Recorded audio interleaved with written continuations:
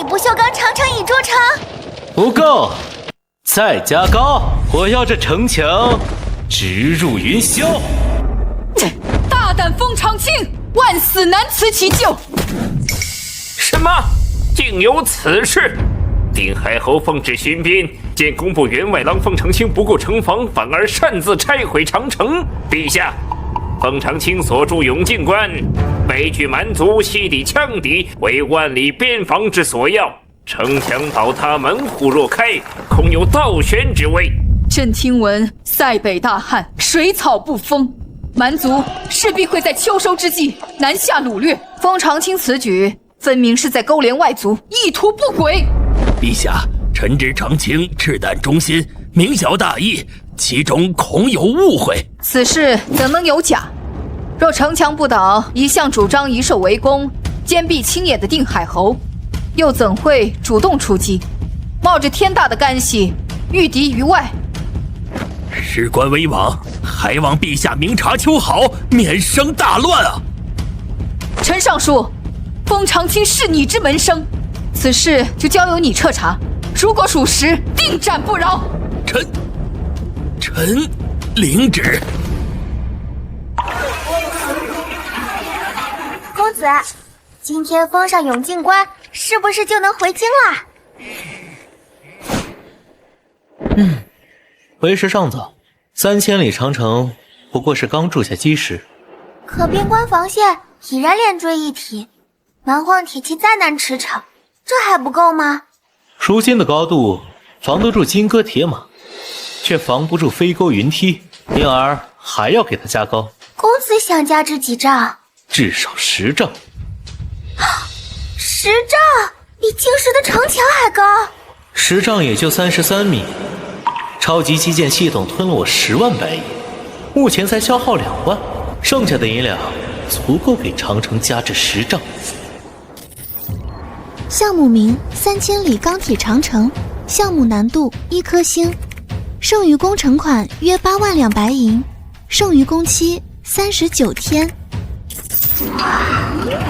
公子不到2月时间，便见此奇功，更能驱使挖掘机、起重机等神兽移山倒海，宛如神迹。说了多少次，那是工程车，而非神兽。封大人，镇北军粮草队即将抵达永靖关。鸟不拉屎的地方，总算来客人了。李校尉，距永靖关还有多远？穿过前方的林子，便能见到。长清此次惹得陛下震怒，朝野哗然。此番调查，我该如何为他转还？校尉大人，永靖关呢？可是关城有失，蛮族已破关而入。不是，是关城变了。当然变了。那位员外郎不顾侯爷劝阻，自毁长城，永靖关想必已经是一片残垣断壁了。唉，这混账东西，把天都捅破了。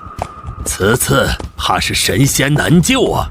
校尉，不是残垣断壁，永靖关还在，只是变化极大。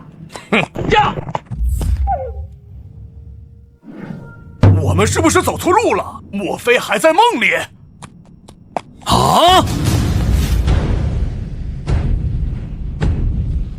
好一个雄关漫道真如铁，难怪世人都说永靖关可挡10万雄师。今日一关，果真不负盛名。陈尚书，这绝不是永靖关。上个月，永靖关仍是土石铸造，今天怎成了铜墙铁壁呀？定是天神垂怜边民，因此降下神迹。若非神迹，何人能在粤语以铜铁重铸此关？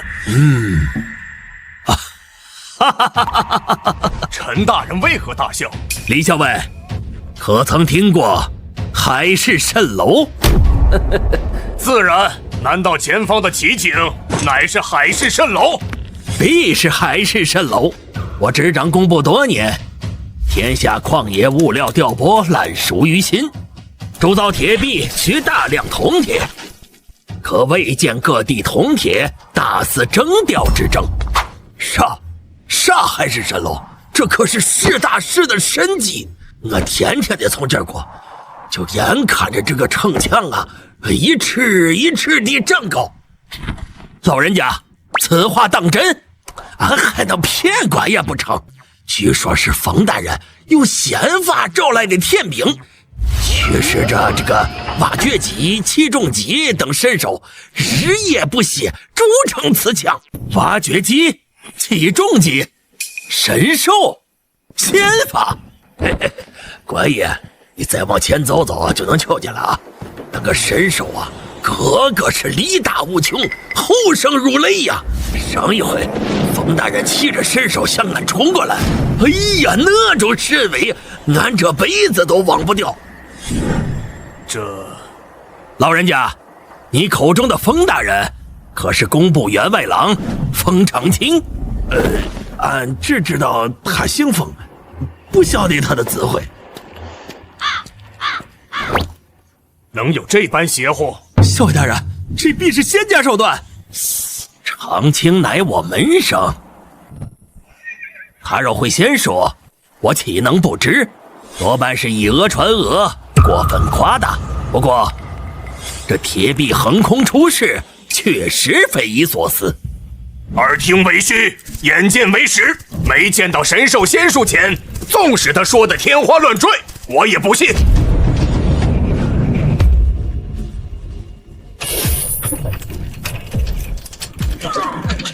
这体型庞大，声若惊雷，力可拔山，莫非真是上古神兽重现世间？那老农竟没有糊弄我们，这世间真有此等奇兽！有生之年居然能见到神兽，冯大人必是天神下凡。神兽诱我边关，天神诱我大钱。看，那些奇装异服之人，竟能驾驭奇兽。若我大前有奇兽意识相助，何愁蛮族不灭呀？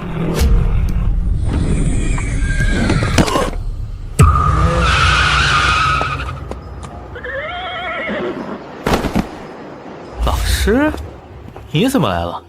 难道陛下也派你来修长城？此事说来话长，容后再叙。你们是镇北军的运粮队？正是。末将奉命押送粮草北上，途经永靖关。封大人，这些可都是您召来的神兽？他们可不是神兽，工程车而已，就像牛车、马车，只是驱动他们的不是牛马，而是机械动力。封大人，末将没听懂。莫说李校尉，我也没听明白。长青，你且说说，这机械动力究竟是何物？此物玄妙，难以传言。你们可以把它们当成不饮不食、力能扛鼎的机关兽。机关兽，这倒听过。封大人，这片铁壁当真只用了数日之功？从定风隘到永靖关，确实只耗费数日。两处关隘相距100里，居然数日筑成。系统派遣的工程队不休不眠，配合无间，效率自然有一点点高。封大人，敢问铸此铁壁用的是何种物料？钢铁为主，辅以混凝土。混凝土类似三合土，拥有粘合之效。我原以为以石土为主，再辅以铁皮。若全部以铜铁浇筑，仅100里所耗之材，便是天文数字。坚不可摧，华不复以。若我大前边塞，处处立起此等铁壁，蛮族大军必被挡在塞北之外啊！封大人，蛮族连年寇边，屠戮生灵，末将斗胆请您出手，为边民铸造3000里铁壁，永绝蛮族之患。请封大人为边民铸造3000里铁壁。李东岩，休要胡闹！陛下只拨款20万两饷银，长青能铸造100里雄关，已是不世之功。你竟敢奢求3000里？陈尚书教训的是，是末将不知好歹，强人所难了。哼！老师，李校尉，你们不必争执，3000里长城早已筑成。荒谬！你到边塞才多久，竟自称修好3000里长城？风大人，那可是3000里啊！我朝数十年来修修补补，也不过修建2000里。区区3000里，我何必弄虚作假？你们若是不信，大可派人沿边巡视。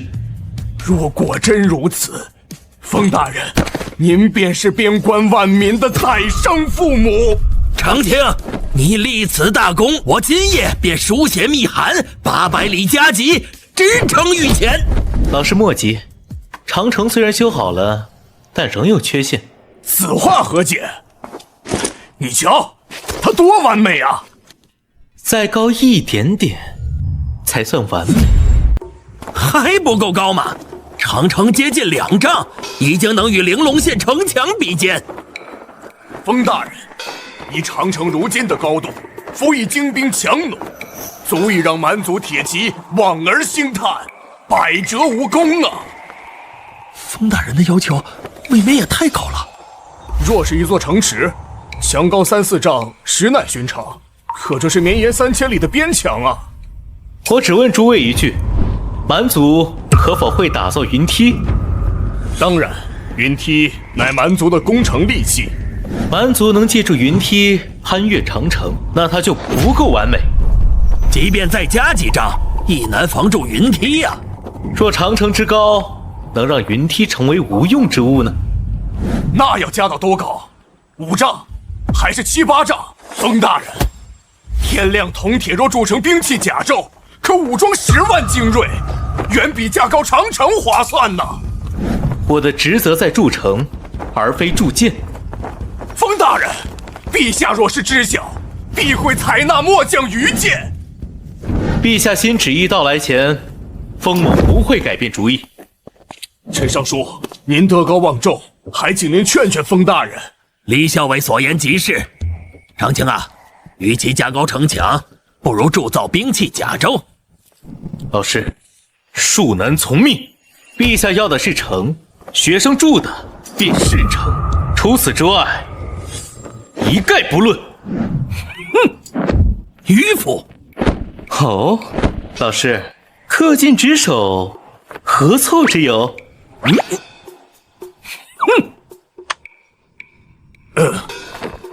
此事今后再谈。风大人，不如先带我等到城上一观。请随我来。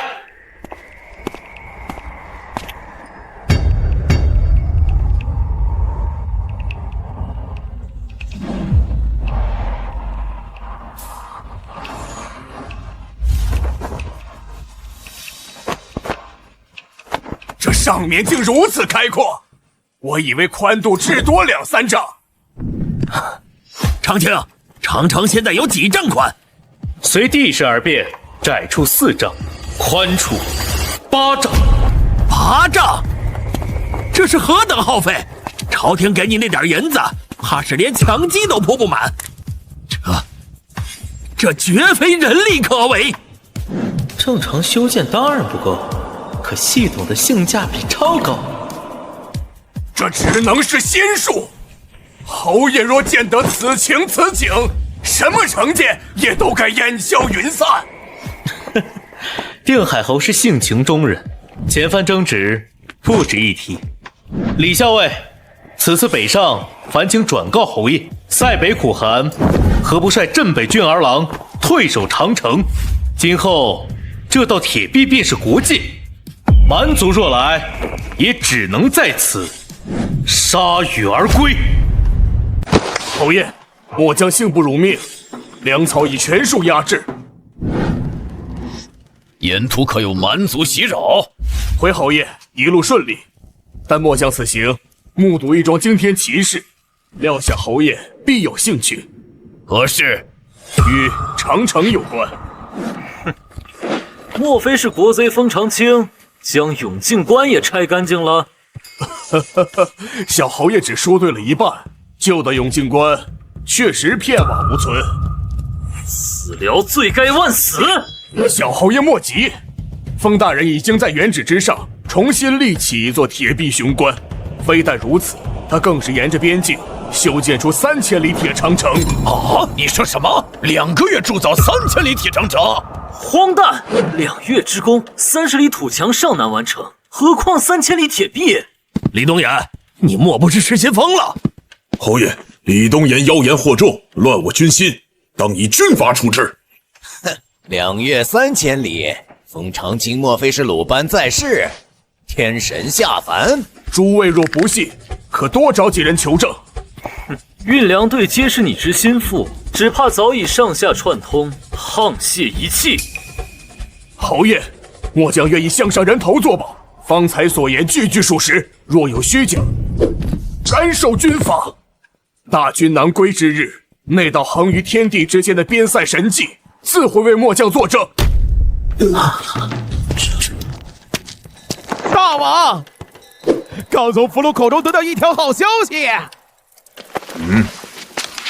不久前，大监派遣一位名叫封长清的官员到边塞修建长城。这算什么好消息？可那蠢材竟大肆拆毁长城，如今长城实不存谳。他们居然自毁长城！怪不得镇北军一改常态，主动出击，原来是不想消息泄露。天神保佑，大钱自断臂膀，这简直是送到嘴边的肥肉。大王，机不可失啊！本王需要一支精锐小队，绕开镇北军，直抵大钱境内。若消息属实，此队人马可长驱直入，搅他个天翻地覆。到时后院起火，定海侯焉能安坐？大王英明，我们再缠入镇北军主力，让定海侯首尾难过。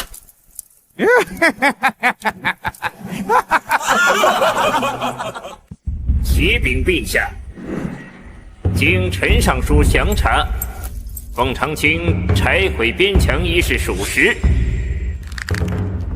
然则封长清又新建3000里长城，墙高2丈，宽及8丈，以铜铁浇筑，坚不可摧。哼，好一个陈乾，朕念他劳苦功高，才给他一个机会，他竟敢与封长清串通一气，欺君罔上。你们告诉朕，自古以来，有谁能在2月之内筑成3000里铁壁？陛下息怒！陈尚书奏折中提及，这封长清拥有驱使奇兽1人之能，或许……哼，荒谬！怜相是觉得朕久居深宫，便能以鬼神之说糊弄。臣不敢。哎，陈尚书兴许是爱徒心切，一时糊涂，恳请陛下念其劳苦功高，法外开恩。陛下，陈尚书不似徇私枉法之人，此事或有隐情。臣愿亲赴边关，查明实情，以解陛下之惑。不必了，朕要亲临边塞，揭开这弥天大谎。耶律大人，翻过前面的白马坡，就是永靖关。让弟兄们准备好，今晚我们在大钱境内过夜。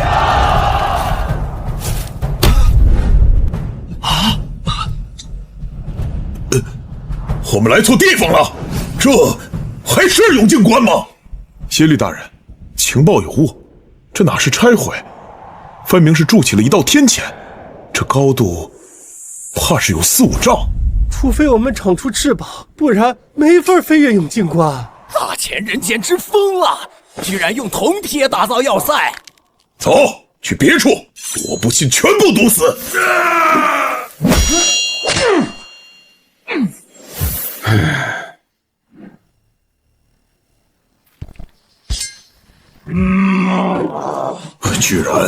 居然全封死了，每一处都是铜铁铸造，大钱人疯了。这些铜铁能铸多少刀工，断多少铁甲，他们竟拿来筑墙！如果大前人封死全部路线，我们以后还怎么南下？慌什么？3000里边境，疯得完吗？区区5丈高墙，用飞钩云梯照样可破关。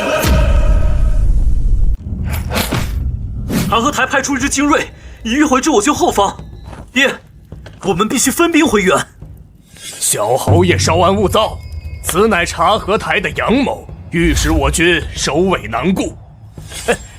可封大人早已筑起钢铁长城，察合台此计，徒增笑耳。李校尉，后方安危系于你一言之上，最好句句属实。待回师之日，若见不到钢铁长城，我定将你与封长清一并剁了喂狗。小侯爷放心，末将不可能拿项上人头开玩笑。传令，3军整备，拂晓拔营，为师大前。察合台既知长城已毁，我军北进已失去意义。陈尚书，蛮族此次南下有数百之众，我们区区数10人，如何抵挡？王县令无需多虑，我们不用跟蛮族野战，只需据守长城，便可令其铩羽而归。可下官听闻，封大人早已拆毁长城，拆了就不能重建吗？等抵达长城，你就知能否据守。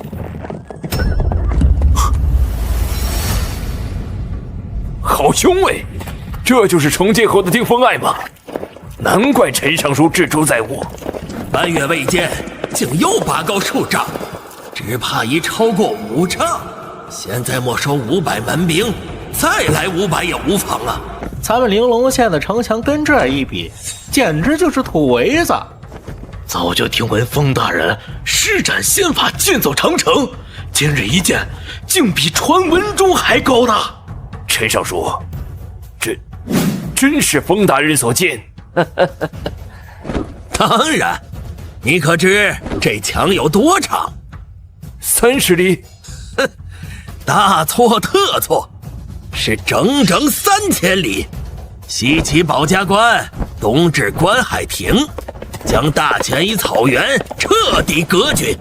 从此，大前进可攻，退可守，以立于不败之地。3000里，短短数10日，竟能建成3000里铁壁，真乃神迹！困扰我朝数十载的蛮族之患，将不复存在。正是，陈尚书慧眼识珠，教导有方。封大人见此奇功，未来必能封侯拜相，彪炳史册。长清，蛮兵何在？在城墙下转了一圈就走了。他们人数不多，轻装简行，估计只是来探探路。铁长城横亘在前，即使带了攻城利器也没用。封大人，请受下官一拜。方县令，这是何意？这一拜，代边疆万千黎民谢封大人再造之恩。同为朝廷臣子，护佑疆土，庇护百姓，乃是本分，何须言谢？更何况我也没做赔本买卖。封大人居功而不自傲，真乃国士之风。只是下官有个疑问，大人如何能在短时间内建起3000里长城？莫非真会仙法？我家公子当然会仙法。汪县令，你来得不巧，若是早些日子，还能瞧见搬山卸岭的神兽呢。小鱼，别胡说八道！我说了好几遍，他们是……知道啦，他们是机关兽，不是神兽。居然还有神兽相助！你们是不是刚从大前境内出来？我们并没有进入大前，还敢狡辩！你们大前的铁长城封锁了道路，我们想进也进不去呀！还真有铁长城！快把你南下的所见所闻，一五一十的说出来。长城原来不止2丈高，而是5丈高。李校尉，你当初可是信誓旦旦说不到2丈，是这蛮子胡言，还是你谎报军情？小侯爷明鉴，末将过永靖关时，墙体确实不足2丈。当时封大人还说要加高，只是才过去10几天呢。也就是说，短短10几日，长城拔高3丈。正是，侯爷，您现在总该相信封大人会是先法吧？5丈高的铁长城，这简直就是神迹呀！李兄，是我等目光短浅，错怪你了。封大人当真不可思议。哈哈哈哈！本侯现在恨不得插翅飞回去，一睹这旷世奇观。可恨察合台如枯骨之躯，纠缠不放。唉，还得与他周旋些时日。好，天佑大潜，降此神迹，今后边塞可享太平。壮哉！孩儿随父亲征战半生，踏遍山河，也未曾见过这等奇景。若真绵延3000里，称之为天神手笔，也绝不为过。这果然比我离开时高出不少，不过怎么感觉高度不一致啊？站在永靖关前，我们宛如蝼蚁。天下第一雄关，我敢断言，世间没有一支军队能攻破此关。快看，上面有东西！那是什么妖物？莫慌，那是封大人的铸成神兽。封长清竟能驱使神兽修成，此兽高达5丈，仅限一臂便已令人胆寒。我竟控制不住战力，纵使10面万千铁骑，也不曾有过这种近乎窒息的压迫。多谢神兽大人铸成，封大人能驱策神物，定是星君下凡，天神转世，神迹呀！3000里巍巍长城，神迹2字当之无愧。唉，回想昔日，我竟对封大人恶语相向，实在是羞愧难当。为父何尝不是目光短浅，错怪忠良。监官，我要亲自向封大人谢罪。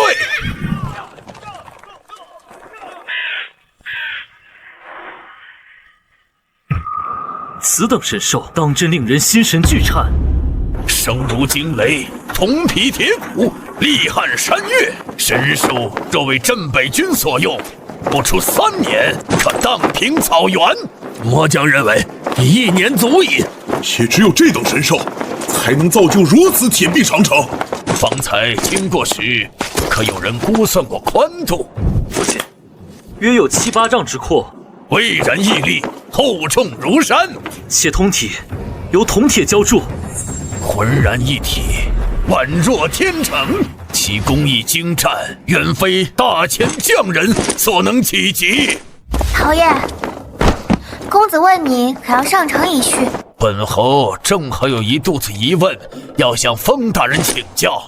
前些日子还骂公子国贼呢，现在改口啦？夏姑娘，以前是本侯一时糊涂，口不择言，若有冒犯之处，还望海涵。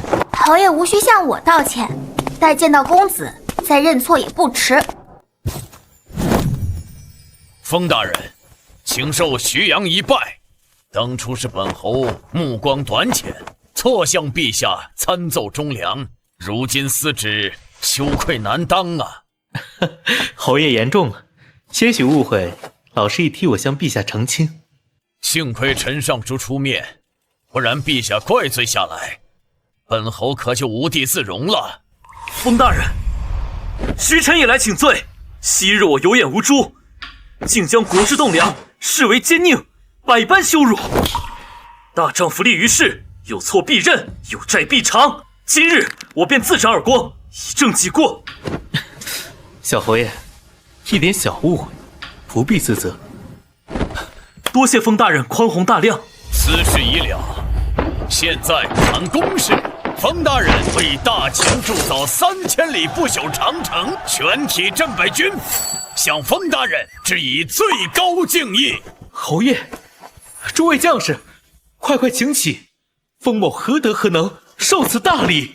封大人，镇北军世代驻守边疆，自他们的曾祖辈起，便血染黄沙，雾霾荒野。是为换得身后百姓世代安宁。如今你铸此铁壁，让我辈百年夙愿得见曙光。你若受不起，这天底下还有谁受得起？新任务发布，为3000里长城项目再充值3万两白银，可提升修建效率。长城建成后，高度翻倍。我操，高度还能加，只需3万两，从10丈变20丈。也罢，看在镇北军这一跪的份上，我冲！恭喜你充值成功，项目延期7天。侯爷与诸位将士请起，你们既以最高礼仪相待，我封长清也回赠镇北军一份薄礼。我决定在原有计划上为长城再增高度。公子，10丈高已经是惊世骇俗，你还要往上加？什么？风大人，您原本就打算建10丈之高？爹，他的意思是比10丈更高？风大人，10丈已是闻所未闻、古今未有的高度，你还嫌不够高？风大人，我们的敌人只是蛮族，不是洪荒巨兽啊！10丈雄关，便是天兵天将也难飞渡，何苦再耗费大量物力为长城增高？我钱都交了，你们不要也得要。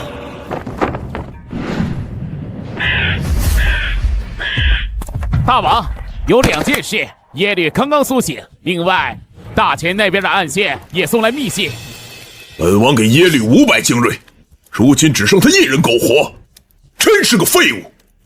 他醒来后怎么说？他说，他们未能踏入大前半步。他还说，那长城非但未毁，反而化作一道5丈高的铁壁，横亘边境，坚不可摧。荒唐！他怕不是在给自己的无能开脱。长城5丈高，他怎么不说自己见到了天神？我看他根本未到大前边境，便仓皇返回。我也不信耶律，已令遣太子南下，1、2日内必有确凿消息。那密信呢？说了什么？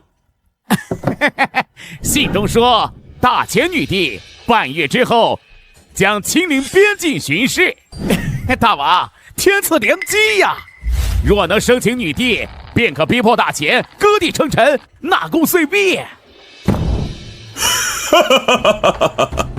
传本王令，各部速集结人马，备足箭矢甲胄，半月之后随本王南下擒龙。一路行来，属这玲珑县最为萧条。小姐，此处是抵御蛮族的第一线，蛮族铁骑南下，首当其冲，上人百姓皆不敢久留。蛮族之患困扰我朝100年，如今封长清还自毁长城。风狼本领高，2个月里造铁妖，5丈城墙碰云巧，3000里路断龙涛。铁妖，5丈城墙，3000里，这歌……小姐，歌谣颇为契合陈尚书的奏折。快叫住他们！姐姐，请你们吃糖。方才唱的是什么歌谣呀？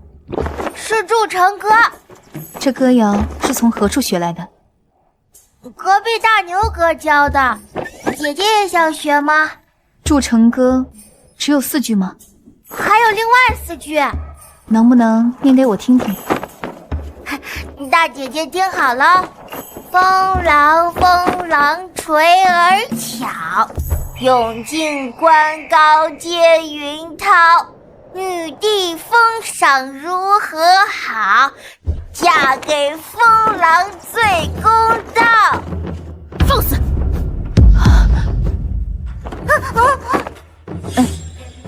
莫要惊吓孩子，童言无忌，他们只是学舌而已。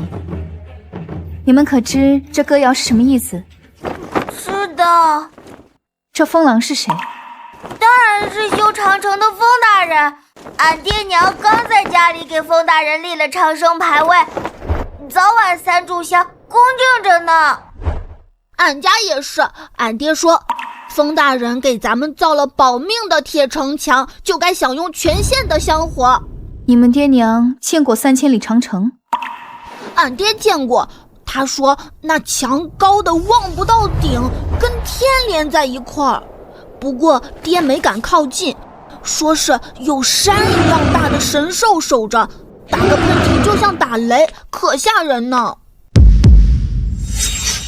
小姐，莫非陈尚书没有胡编乱造？风长青真的修建了3000里长城？比天高的墙，山越大的神兽，你信？此事骇人听闻，怕是有人故弄玄虚，操纵舆情。祝成哥多半也是他的手笔。此人其心可诛。走，去会会本县的县令，朕倒要听听他的看法。汪县令既然知晓祝成哥，想必也清楚风狼是何许人。他竟敢以歌谣亵渎天威，你说朕该不该杀？陛下，万万不可呀！有何不可？风大人为我大前立下不世之功，青天之业。陛下若因一首市井童谣而诛杀功臣，恐非明君所为，必将让天下人寒心呐！哼，你倒是给朕说说，他风长青立了什么功？难道那虚无缥缈的千里长城竟是真的不成？陛下，是3000里铁壁长城，更是庇护边民的大前铁腰。大前铁腰？哼，汪文琪，连你这朝廷命官也敢拿市井流言来搪塞朕？陛下明鉴，此绝非流言。朕不信。风长青才来边疆多久，怎能铸造3000里铁长城？何况朕只给他20万两白银。陛下，臣若非亲眼所见，纵有10个胆子，也不敢在御前妄言呐。陛下既然不信汪县令，也不信老臣的奏章，何不亲临边关，一辨真伪？耳听为虚，眼见为实。陛下亲临，便知那5、6丈铁壁绝非虚言。臣徐阳拜见陛下。陛下栾驾亲临，臣未能远迎。若非汪县令传讯，臣竟全然不知啊。徐爱卿，朕此来是为这北疆的黎民百姓讨一个公道。公道？陛下所指，莫非是风大人拆毁旧城一事？正是。陛下，臣有罪，臣为明察秋毫，便贸然上书弹劾忠良，险些令国之栋梁蒙受不白之冤。哎呀，陛下，若要主持公道，也应当为风大人昭雪。此话何意？难道风长青不曾毁我边墙？旧墙确实拆了，然风大人所为乃破而后立。如今3000里铁壁长城已雄居北疆，蛮族南下之路自此永绝。镇北军数代未能实现的功业，风大人凭一己之力达成。真有3000里铁长城？陛下千真万确。那童谣所言竟是真的？铁长城果真有5、6丈之高？何止5、6丈？臣数日前再度核查，其高度已逾10丈。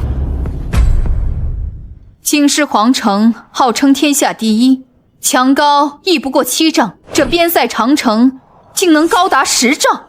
陛下，臣有罪。陈尚书，你又有何罪？欺君之罪。长城已逾10丈，臣却告知陛下仅5、6丈。陛下，此事快不得陈尚书，实在是风大人快得不合常理。臣也以为至多6、7丈。能让定海侯与陈尚书接连看走眼，风长青，朕还真是小觑了你了。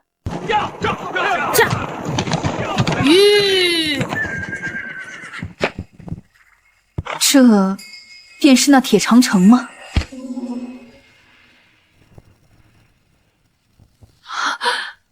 果然如山岳一般高。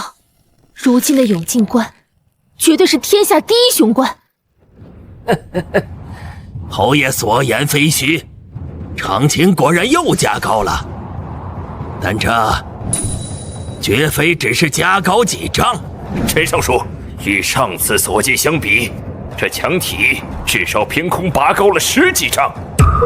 什么？拔高10几丈？啊！这已是20丈之高。本侯上次前来，尚且只有10丈，其修建之快，令人啧舌。10丈足以抵挡千军万马，封长青为何还要再垒10丈？陛下，长青曾言，蛮族可借云梯工程，加高是为了使云梯成为无用之物。他倒是有心了。祝成歌唱得不错，3000里长城便是我大前铁腰，有了它，大前才能真正挺直腰杆，傲视蛮夷。啊！陛下怕是糊涂了，居然当众认同祝成歌，最后2句歌谣可是大不敬啊！啊，好高啊！陛下竟亲临边塞。封爱卿，你真是给了朕好大一个惊喜，不声不响便为朕为大前筑起这3000里不朽长城。臣只是谨遵陛下当日旨意。陛下曾言，长城需更高更坚，不知如今的长城，陛下可否满意？朕何止是满意，封爱卿，此墙现今高几丈？不高不低，正好20丈。竟真达20丈！封大人，是唯有永靖关如此，还是？3000里长城皆以此为准，只是部分段落仍在收尾。永靖关也是今日才竣工。封爱卿，朕是蛮族来袭的号角。陛下，请速速离开边境。侯爷，陛下今日哪儿都不必去，永靖关已今非昔比。本侯一时惊慌，竟把此事忘了。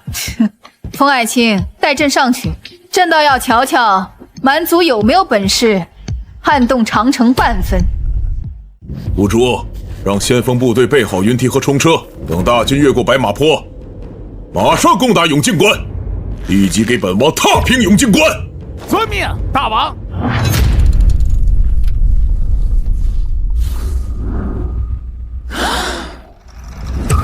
好一座雄关，这高度何止5、6丈？我们的云梯够长吗？除非我们长了翅膀，不然不可能攻破永靖关。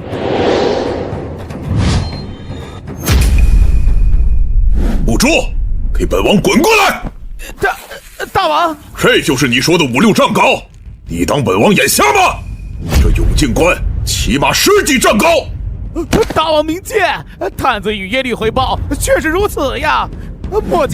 末将也不知为何会变成这样。不迟，10几丈的城墙，本王精心打造的云梯，连它的1半都够不到。你谎报军情，延误战机，罪该万死！来人，把兀术拖下去，砍了！大王饶命！大王，阵前战将乃兵家大忌，还请饶过兀术。大王，耶律与探子众口一词，或许这城墙真是近10几日突然拔高的，10几天加高10丈，你信吗？兀术，本王给你戴罪立功的机会，你去率领冲车部，给本王撞开大门。陛下，臣看到了王旗。察合台亲自领军南下吗？看，蛮族准备用冲车撞门，快阻止他们！陛下莫急，大门十分坚实，还分为内外2道门。蛮族想用冲车撞开大门，无疑是蚍蜉撼树。那我们总要做些什么？不需要，陛下大可当成一场杂技表演。兀术将军根本撞不开，弟兄们轮番撞了几10次，那城门纹丝不动啊！ 20丈高的城墙，那门怕是选铁浇筑而成。别说我们，就算天王老子来了，也休想撼动分毫。我们撤！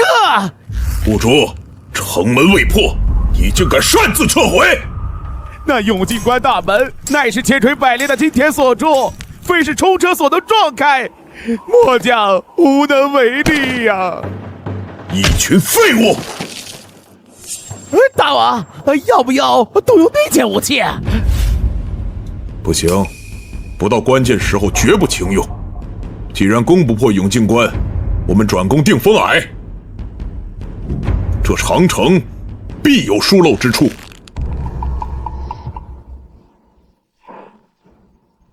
陛下，蛮族似乎要拔营后撤。撤就撤了？朕还以为有多大的能耐，结果只是撞几下门。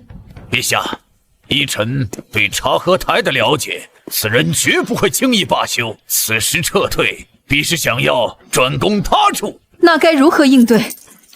臣有一计，可令察合台乖乖留下，只是需借陛下之名，行诱敌之策。爱卿即将安出？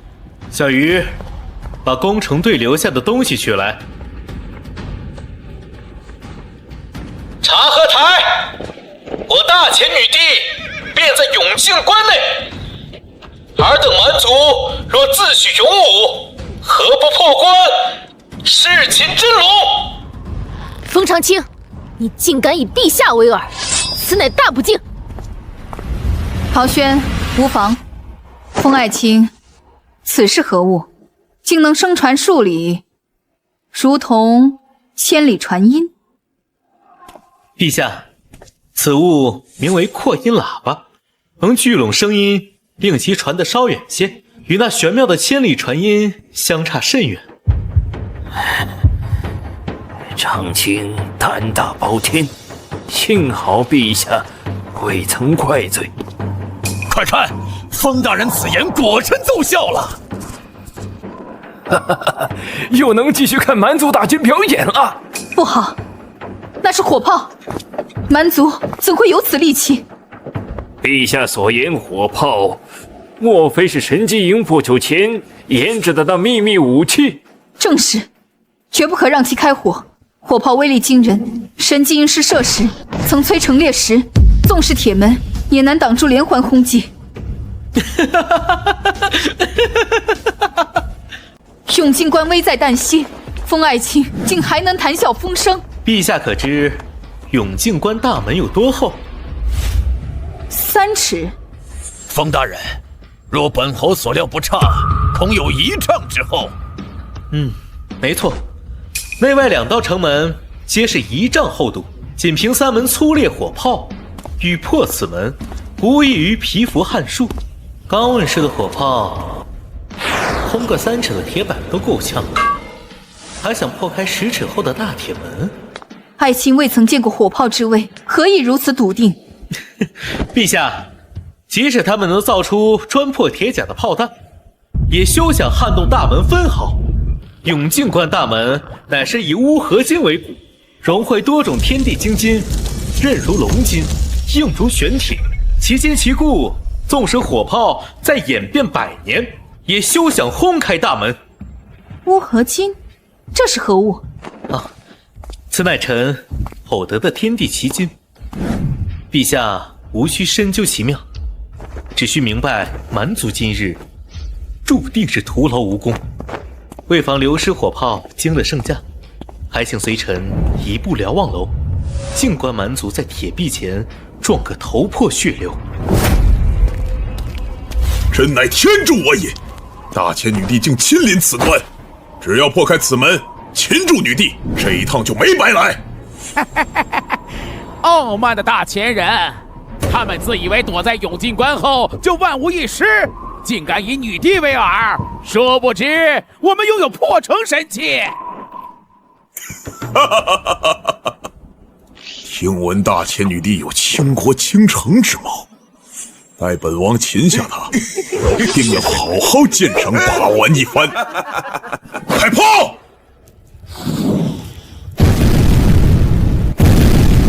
这与雷霆有何区别？区区铁门焉能阻挡？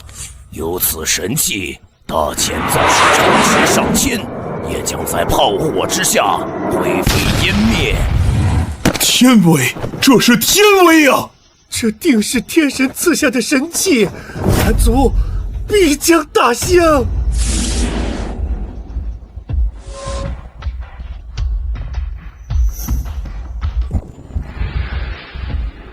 这不可能！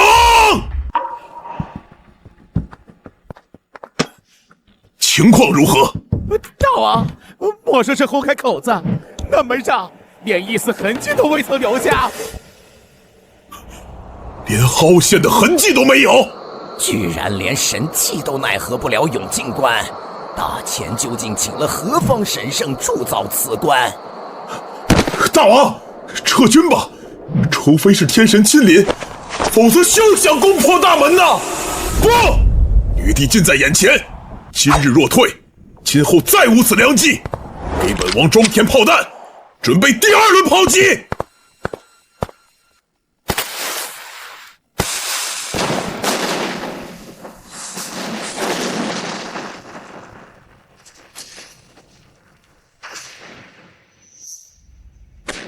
封爱卿算无一策，任他炮火汹涌，永靖关仍是岿然不动。察合台继续炮轰，只会浪费弹药。火炮确实厉害，拥有雷霆之威，若用于寻常关隘，早已被轰开口子。若非封大人铸此铁壁，我镇北郡儿郎怕小以血肉之躯硬汉雷霆之威呀！相隔如此之远，仍能感受到地动山摇，摄人心魄。幸好有永靖关庇护我等。陶侍卫，是幸好我们拥有封大人，若无封大人，自然没有铁长城，更没有坚不可摧的永靖关。就是，若没有我家公子，谁能挡得住蛮族的火炮利刃？察合台在此受挫，必会转攻他处，我等需早做防范。陛下宽心，每个关口的大门既与永靖关相同，只要将士们守好城头，蛮族便休想越雷池一步。好，大千有封爱卿，边疆可定，国运可安。爱卿立不世之功，朕必当重赏。但有所求，无不应允。陛下，此言当真？君无戏言。陛下巡边至今，可曾听闻民间的一首歌谣？女帝封赏如何好，嫁给封狼最公道。封长清，你放肆！封长清，你放肆！啊，陶侍卫，此话从何说起？那歌谣借你之名冒犯陛下，你难道不知？长清胆子真肥，居然敢打陛下的主意。封爱卿，朕念你功高，且是初犯，便不予追究。若再有下次，定不轻饶。臣只是想问陛下是否听过切草歌，不知陛下为何动怒？切草歌？正是，此歌在边民之中流传极广。边关月冷似刀，田里粮被火烧，10户9空门歪倒，刮了树皮当饭嚼。这便是切草歌。10户9空门歪倒，刮了树皮当饭嚼。蛮族每次南下，边民必要遭受无妄之灾，10室9空，绝非虚言。陛下问臣要何封赏，臣别无他求，只想替边塞万千枉死的冤魂向陛下讨一个承诺。爱卿但说无妨。陛下，臣驻长城只能阻敌于外，但边民血仇犹在。他日若时机成熟，国力充盈，臣恳请陛下挥师北上，犁庭扫穴，以告慰万千亡魂。朕应下了，不过封赏也不能少。1个多月后是祭天大典，朕今年要在永靖关上告祭天地，届时万邦来朝，朕也会为你举行封侯仪式。在祭天大典上封侯，前所未有啊！在那之前，朕会昭告天下，封爱卿为大前铸造3000里铁壁长城，护佑边疆万事太平。800里加急，边境快讯！异族如此匆忙，莫非蛮族提前南下了？可是蛮族南下的警讯，胡县令，不是警讯，是喜讯，天大的喜讯！从今年起，蛮族再也无法南下了。此言何意啊？大人可还记得奉旨修城的封大人吗？他在边境为我大前筑起了3000里钢铁长城。蛮族大军前几日陈兵关下，却只能望而兴叹，寸步难进。3000里铁长城，封大人才来多久，居然已筑3000里铁铸的长城？封大人莫非是天神下凡护我大前？铁壁长城高20丈，坚不可摧。从今往后，蛮族只能在塞北餐风饮露。20丈，你莫要糊弄我等！此乃陛下亲口认证。另外，为表彰封大人的功绩，陛下会在祭天大典上为封大人举行封侯仪式。我等奉命将此喜讯传遍每一州府，封大人将成为我大前开国以来最年轻的侯爷。诸位，为封长卿定义封号之事商议的如何了？回禀皇叔，臣等反复斟酌，认为镇远侯最为妥帖。他若真筑起3000里铁壁，保大前边疆万事安宁，授予镇远之号，倒也实至名归。皇叔，你认为陛下诏书中所言有几分可信？您向此言何意啊？莫非认为陛下所言不实？皇叔明鉴，非指丞相，臣等心中亦是疑虑重重。封长卿远赴边疆才数月，便筑起3000里长城，莫非他会些仙家手段？只怕陛下年轻，被那巧言令色之徒蒙蔽，未曾亲眼见过长城。是真是假？1月之后，祭天大典上自有分晓。若届时不见铁壁长城，故自会请陛下严惩封长卿。皇叔，到时候朝中重臣与各国使节齐聚边塞，若无铁长城，蛮族铁骑骤至，我等皆成瓮中之鳖，危如累卵啊！此乃陛下之意，我只能遵旨而行。皇叔，臣能证明陛下诏书字字确凿，绝无半字虚言。臣上说，封长卿当真筑成3000里铁壁，且墙高20丈，3000里确凿无疑。至于高度，恕臣无法断言。哦，为何？哈哈，只因无人知晓长卿是否会心血来潮，再为长城添砖加瓦。臣初见此墙不过2丈高，再见时已逾5丈，三见之时竟高达20丈。故尚有一事不明，封长卿如何在短短数月铸造3000里铁壁？长卿可驱使挖掘机、起重机等异兽修建长城，皇叔不能以常理揣度。挖掘机、起重机，此等异兽声若惊雷，力撼山岳，修筑长城之快远胜常人。世间竟有此等异兽！福迎高礼，求辞，三国使臣到。3位使臣联袂而至，可是有要事要与孤商议。外臣听闻，魏国的祭天大典将于北方边塞举行，特来向皇叔求证。确切而言，是在长城前告祭天地。长城位于边境前线，到时若碰见蛮族南下，我们岂不是有累卵之危？按常理，蛮族大军此时已然扣边，1个月后前往边塞，等同于羊入虎口。哼，那是以前，今年蛮族绝无可能踏足大前疆土。哼，贵国边军向来抵挡不住蛮族铁骑，今年蛮族若不南下劫掠，如何过冬？我门生封长清，一沿边境筑起3000里铁壁长城，将草原通往大前的所有道路悉数封死。蛮族若还想南下，难如登天！啊，不可能！半年前我高丽国刚派人探查。派人查探贵国，莫非也觊觎我大前边疆？皇叔误会了，外臣一时口误。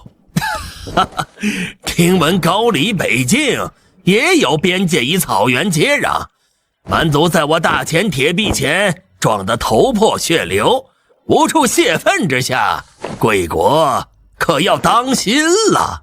啊！你们大前人吹嘘的本事，当真令人叹服。半年修筑3000里长城，莫非那封长清是神明降世，会移山填海的神通？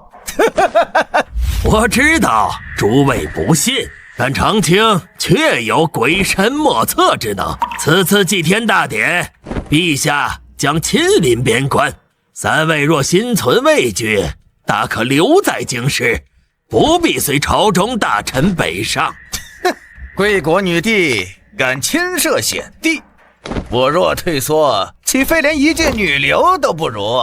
不错，我等正要亲眼看看这长城是否真如你们所言那般神乎其神。但愿贵国莫要让我等失望啊！若见不到3000里铁壁长城，大前必将在各国使臣面前人面扫地。李校尉，这些百姓390口，所谓何事？禀皇叔，他们皆是边民，特来朝圣。朝圣？此地可有庙宇神佛？皇叔有所不知，在边民心中，3000里长城便是神迹，而缔造神迹的封大人便是天神下凡。如今边塞人家10户有7户为封大人立起长生牌位，晨昏3叩首，早晚1炷香，敬若神明啊！有这种事？这一路行来，驿站酒肆皆在传颂，边民争相朝拜，怕是真有那3000里铁壁长城。那是。诸位，那便是3000里铁壁长城。相隔如此之远，竟已能窥其巍峨轮廓，莫非真有20丈高？难怪蛮族无力南下，此等长城，怕是神仙也难渡。绵延千里，横绝北地，这便是国之屏障。铁笼锁江，国运永昌啊！神迹啊！我遍访列国，今日方知何谓神迹。难怪能将不可一世的蛮族挡在塞北之外。若我求此国也能筑出千里长城，又何惧周边强敌？诸位，此时远观不过是管中窥豹，待抵达永靖关下，方知何为顶天立地。好一座擎天雄关！这真是人力所能铸造，通体铜胶铁铸，浑然天成，这分明是九霄仙门降落凡尘呐！高耸入云，固若金汤，蛮族焉能不退？有此长城，大前塞北，万事无忧。天神呐，求您也垂怜我求此，赐下千里铁笼吧！陛下有旨，众臣已至，吉时已到，祭天大典起！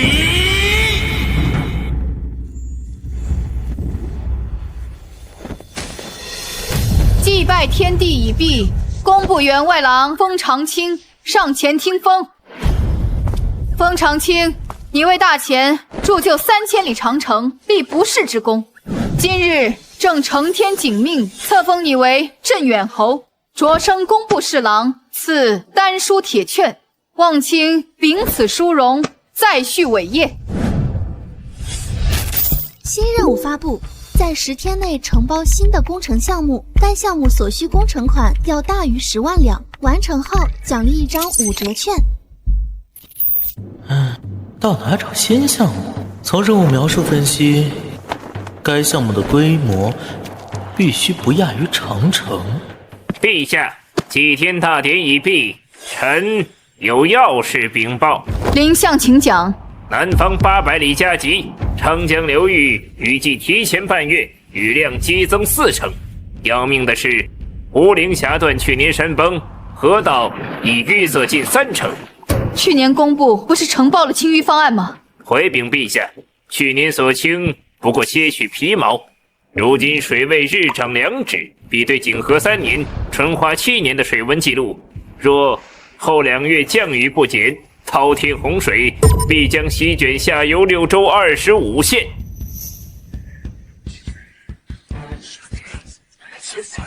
现在抢修河道，可否来得及？陛下，可以一试，可若收效甚微，当速备赈灾粮饷，迁移100万黎民。陈尚书，抢修河道之事，便交由你全权负责。检测到全新项目昌江防洪水电站，项目难度3星，托管建造需要白银20万两，工期60天，额外缴纳20万两白银，工期缩减1半。工程项目施工计划书已发送，请查收。这座水电站若是建成，不仅能防洪，每年发电量还尤为惊人，放到现代社会，也可满足千万人的用电需求。臣，且慢，陛下，臣有法子可防水患。爱卿快讲。臣请于昌江上游乌陵峡险要之处筑坝成湖。此时筑坝缓不济急，何况昌江汹涌，水坝难立。封侍郎啊，陛下所言非虚，前人也曾于长江上游筑坝，然水势无常，终成泡影。若陛下拨款40万白银，臣可在洪灾降临之前，让大坝拔地而起。洪灾之前，你是说2月之内？正是，臣愿意立军令状。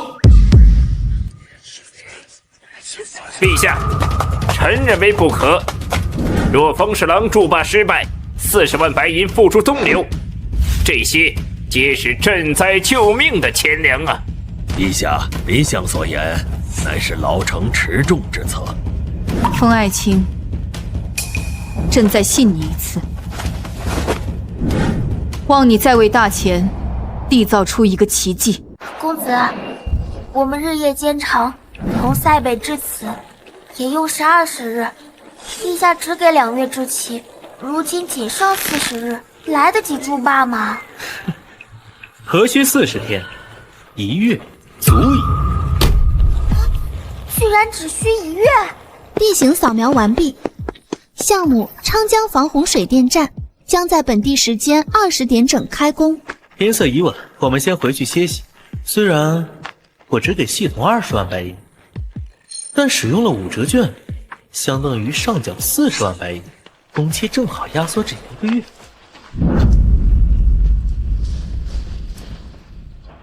哎呀，红皮铁骨，吼声如雷，这些野兽究竟来自何方？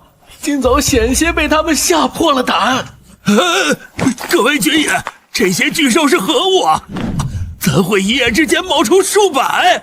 诸位乡亲莫慌，此乃镇远侯座下神兽，奉命到此，是为了锁住昌江，筑坝安民。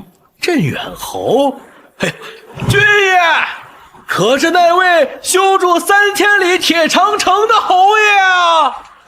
正是。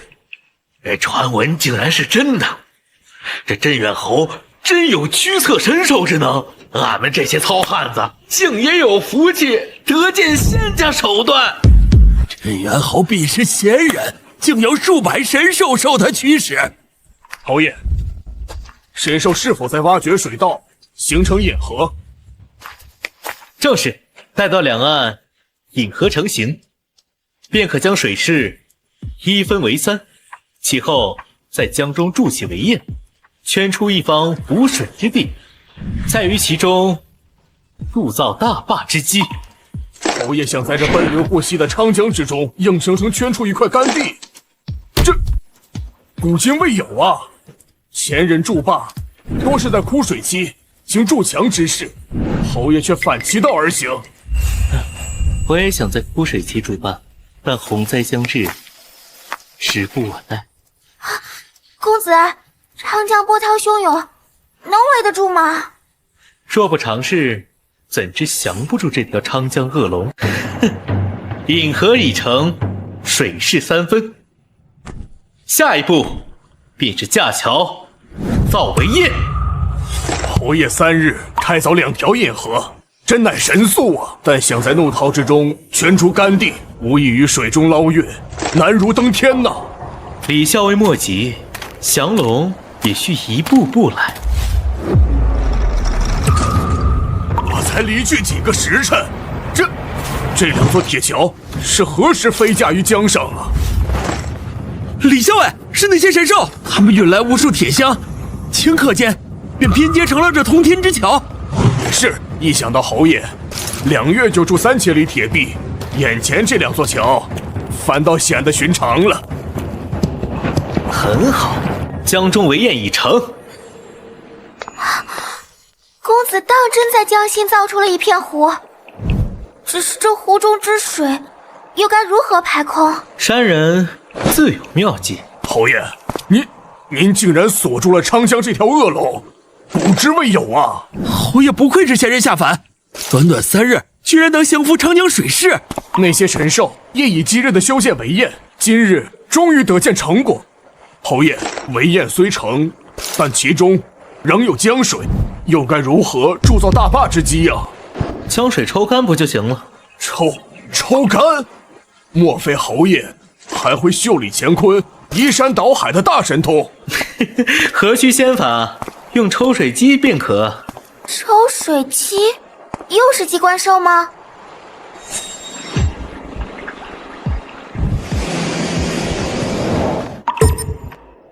侯爷真乃夺天地之造化，竟能让江水倒悬，凭空而现。这机关兽竟能遇水？天神在上，侯爷居然会控水之术！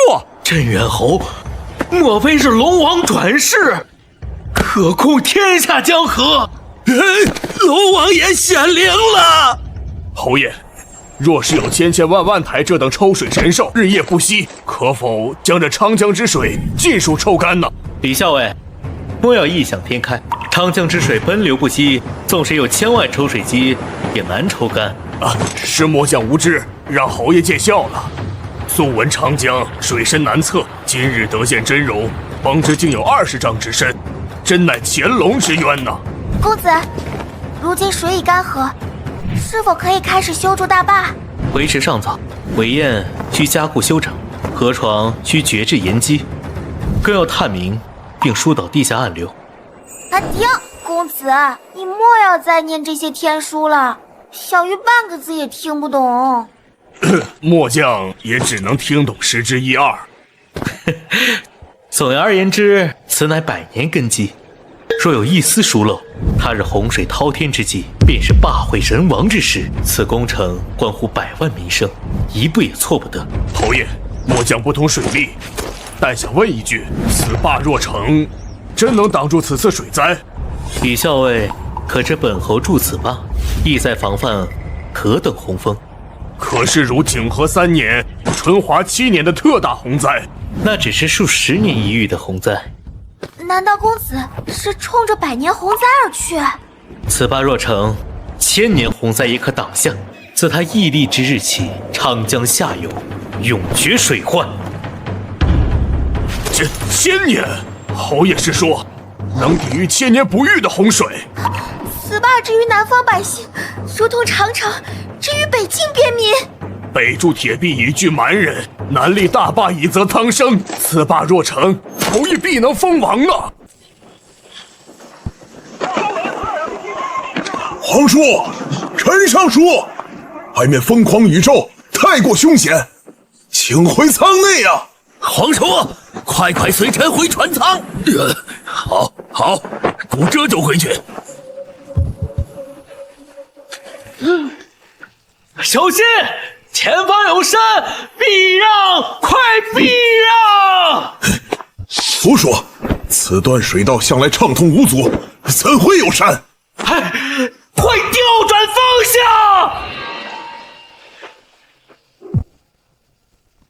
快，左满舵，避开前方山体。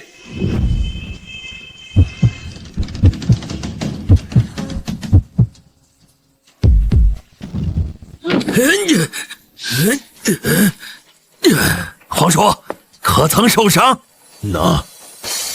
那是什么？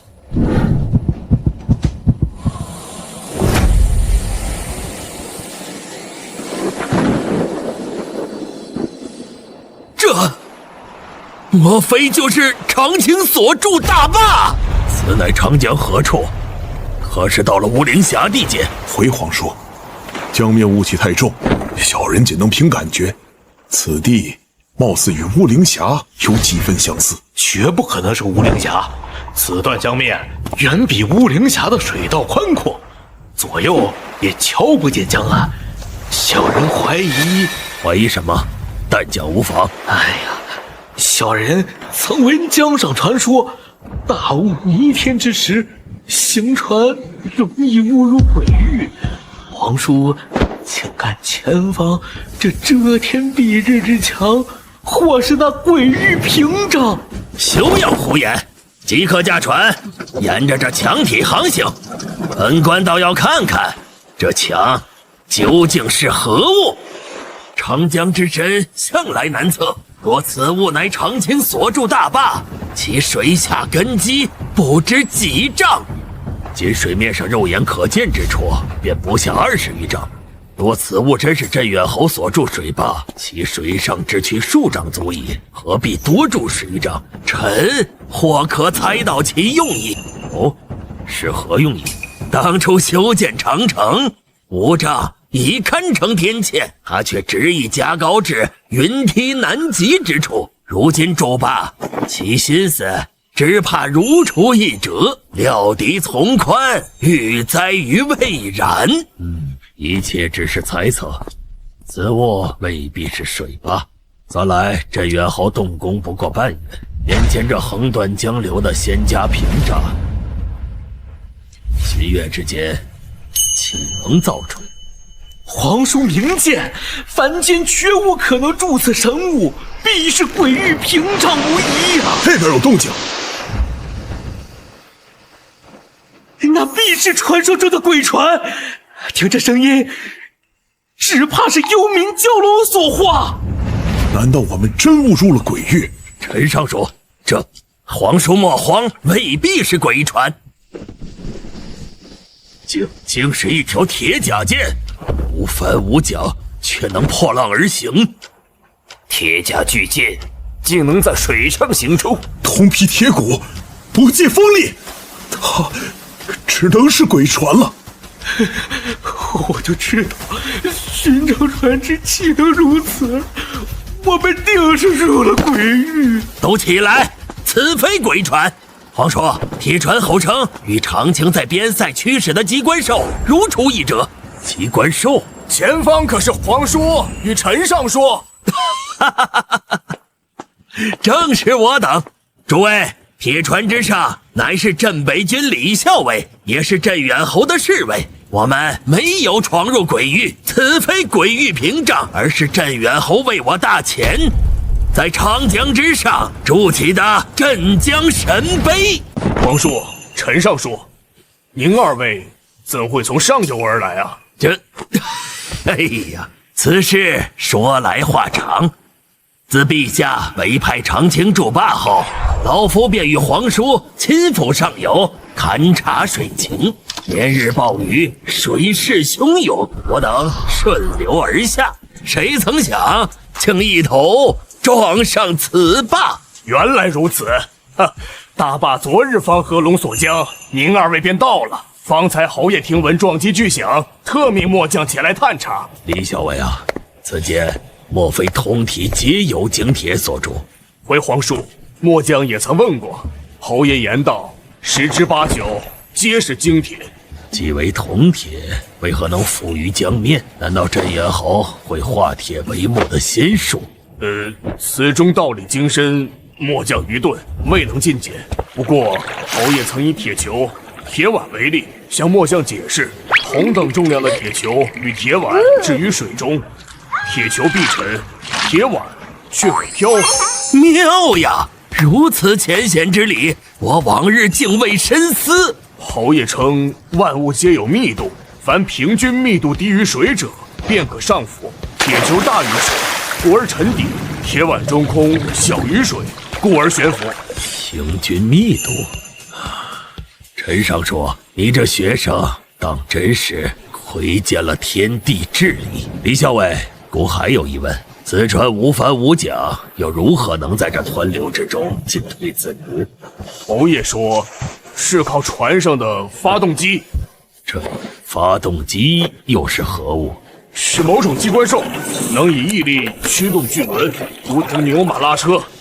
此船名为挖泥船，可轻于绝石。此前吴陵峡河道淤塞，便由他们疏通。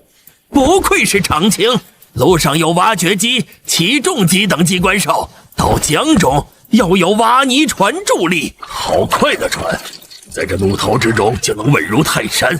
李校尉，此坝有多长？约5里。什么？竟有5里长？若孤没记错，吴陵峡江面仅为3里阔。原是3里，但侯爷为在江心圈出干地筑坝，特于两岸另辟引河分流，待主坝修成，再向两侧引河延伸坝身，故而总长增至5里。他竟还将河道拓宽了，难怪船夫认定此地非吴陵峡，原来是长青改了山河旧貌。李校尉，那此坝究竟高几丈？水上部分20余丈，水下根基深扎30丈，总高50余丈。这若在陆地，此坝已是直冲云霄。什么？素闻长江水深，却不知竟有30丈之深。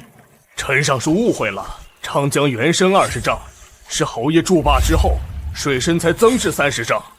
莫非长青又往下掘了10丈？乃是于两岸增筑副坝，与江心主坝相连，形同巨人合抱，将吴陵峡入口牢牢锁住。蓄水倍增，江面自然抬升10丈。竟是以坝抬江，居然把江面抬高10丈，怪不得行船时觉得江水平缓了些许。这江水若再往上涨，岂不是能淹没吴陵峡？若再逢连日暴雨，积水滔天，一旦冲垮此坝，那将是灭世之灾呀！皇叔万无忧虑，末将敢以性命担保，此坝坚不可摧。侯爷有言，纵使千年不遇的洪荒，亦难撼此坝分毫。千年洪灾亦不能摧，长青是否有吹嘘之嫌？陛下之命的防范金岁之灾，他竟筑起可镇守千年洪灾的天坝。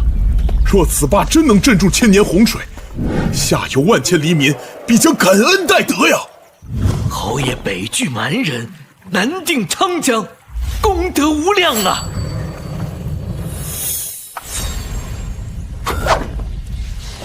是孤眼花了吗？前方怎会有一轮旭日升起？日升东方，铁船并非向东而行，彼处何来旭日？这大雨滂沱的天象，怎会见得日光？不对，那光聚集成负，绝非天日。诸位，那并非旭日，不是旭日。这世间还有什么东西能绽放万丈明光？此物名为电灯，其效与烛火相仿，但烛火燃指发光，此灯却以电生光，机会远胜烛火1000倍万倍。以电生光，这世间竟有此等奇物！电灯，李校尉，你言下之意，莫非长青亦能驾驭雷霆？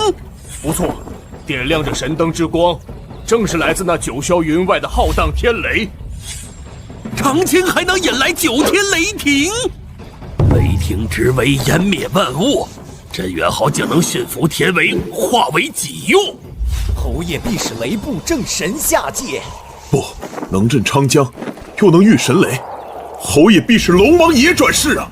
光耀果真堪比日辉，却无烈日之灼。此光之盛，煌煌如柱，远非萤火烛光所能及。他竟如活物般，可以自如摇头。此物立于大坝之上，恰如大日凌空。此刻上是白昼，其辉位置极致，若待夜幕降临，此灯方显真容。数里之外，光耀依旧，宛若星辰呐！此话当真？待到今夜，陈尚书自可一观，届时不止这一盏灯发光。你是说这大坝之上遍布此等神灯？皇叔，入夜之后，您便会知晓何为灯火通明，夜如白昼。夜如白昼？仅限于大坝之内。此坝擎天震海，世间罕见。立足于此，仿佛置身山岳之巅，长江尽收眼底。原来江龙已被镇压，在船上尚未察觉，登临此坝，方知他永世不得翻身。此情此景，实乃天地间一大奇观，神迹呀！诸位，请随我去主坝一观，那边更震人心魄。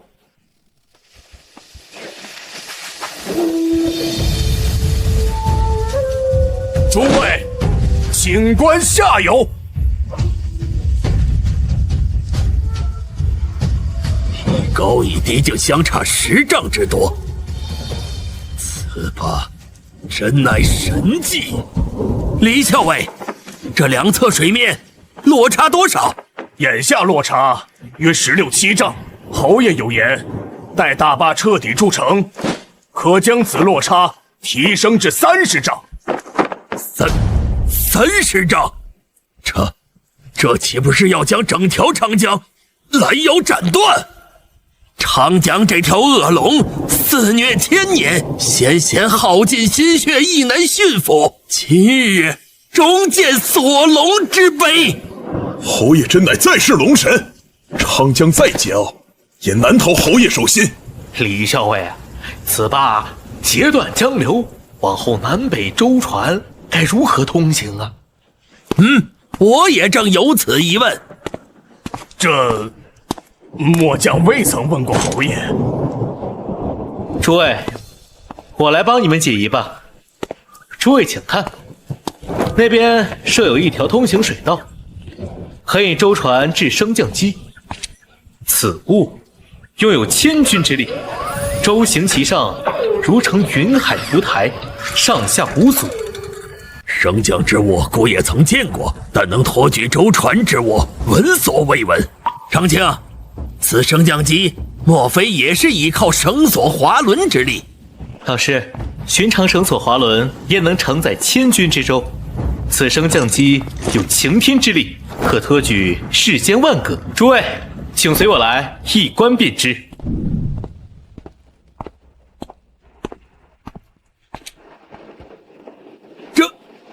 这是什么宝物？为何能将万里河山纳于方寸之间？这莫非是湖中日月、秀丽乾坤的无上仙法？你将整条长江都收进了琉璃之中。侯爷神通广大，竟能收山河入境。快看，我们的官船也在那宝镜之中。你们都错啦！我家公子未曾施展过仙术。若非袖里乾坤，又如何做到？这叫天眼系统，水坝各处要害都曾布下天眼，他们所见之景皆会传回到琉璃瓶之上。天眼，纵然不是袖里乾坤，也乃一大神技。待诸位来此，乃是为了一观升降机之效。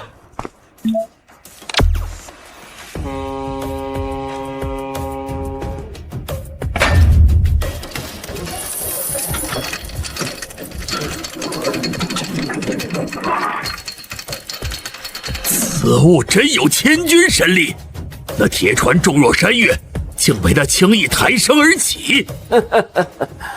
今日当真大开眼界，有此神物，舟楫往来确实如履平地。若从上游去往下游，也可乘坐升降机吗？侯爷，小人佩服。用此法可管控往来舟船，朝廷若在此坝设卡，这主意不错，我定向陛下奏明。皇叔，老师，一路风雨，衣衫尽湿，我先带二位去换一身干净衣物，稍作休整。此物格局清雅，陈设别致，竟不逊于孤王的王府暖阁。皇叔，王府定不如此处，我敢断言，纵使陛下驾临，亦是乐不思归。此榻竟如此软绵，且暗藏韧劲。此物名为弹簧床垫，表面柔韧，富有弹性。皇叔不妨坐下一试。这竟比孤的鹅鱼软榻舒适千百倍。哦，竟有此事！果真如坐云端，飘然欲仙。若能在此安寝，何愁不能酣然入梦啊！皇叔，臣上说，此间妙处远不止一榻，容我为二位介绍一二。此物名为花洒，可随心喷洒冷热净水，以供洗浴。这竟真能凭空生水，清澈冰凉，不见杂质。花洒，此物之水源于何处？此水皆取自昌江，通过管道输送至此，看似清澈，实际历经沉淀过滤，去无存精。这是热水！即使拨动小巧机关，冷水竟然能顷刻化为热水。莫非管道也接通温泉？附近并无温泉，冷水通过此物，方可瞬息加热。区区一方铁匣，竟有顷刻沸水之能。此物周身不见心火，如何能入水？此乃电热水器，以电生热。又是雷电！长卿，李校尉称你能驾驭9天雷霆，可有此事？此电非云上雷霆，而是源于这一坝一江，水亦可生电。水可生电，爽！陈尚说感觉如何？前所未有之舒坦，周身疲乏一扫而空。是啊，尤其是那浴缸，浸泡期间热流环绕，胜似温泉。最后卧于那云团软榻之上，几乎顷刻入梦。那马桶也是奇物，洁白如玉，光可见人，总有浊秽入内，亦在顷刻间消失无踪。此间种种令人惊喜，故已拟好奏章，将前快马回京，上报今日见闻。今日细观此罢，方知何谓鬼斧神工，横扫大江，何其壮观！天色已晚，我等还是先回去歇息吧。陈尚书这般急切，莫非是挂念那云团软榻，想早早梦游太虚？这是回皇叔，此乃大坝的照明系统。侯爷有言，坝上布有白盏电灯，如万千星辰，入夜自明，真乃奇观。恰如李校尉奸臣所言，灯火通明，夜如白昼。灯光辉映，江流尽成碎金，此景恐从天上来呀！此灯真乃神物，若我大前遍地皆是此物，岂不是永无长夜？陛下，察合台再度遣使，愿以5000匹战马换取过冬粮食，此事朕绝不同意。蛮族今岁无法南下劫掠，部落存粮告急，才以此计苟延。若与其交易，使其休养生息，来年养足战马，边塞仍存隐患。陛下，朕意已决，不必在意。陛下，南方800里加急！快念！臣江汉巡抚周义胜谨奏：南方雨势未休，连绵旬月，然长江水势不涨反落，日渐平缓，洪患竟莫名消弭。此事有违常理，臣百思不得其解，故而上报。南方水患已解，莫非是镇远侯已筑成大坝？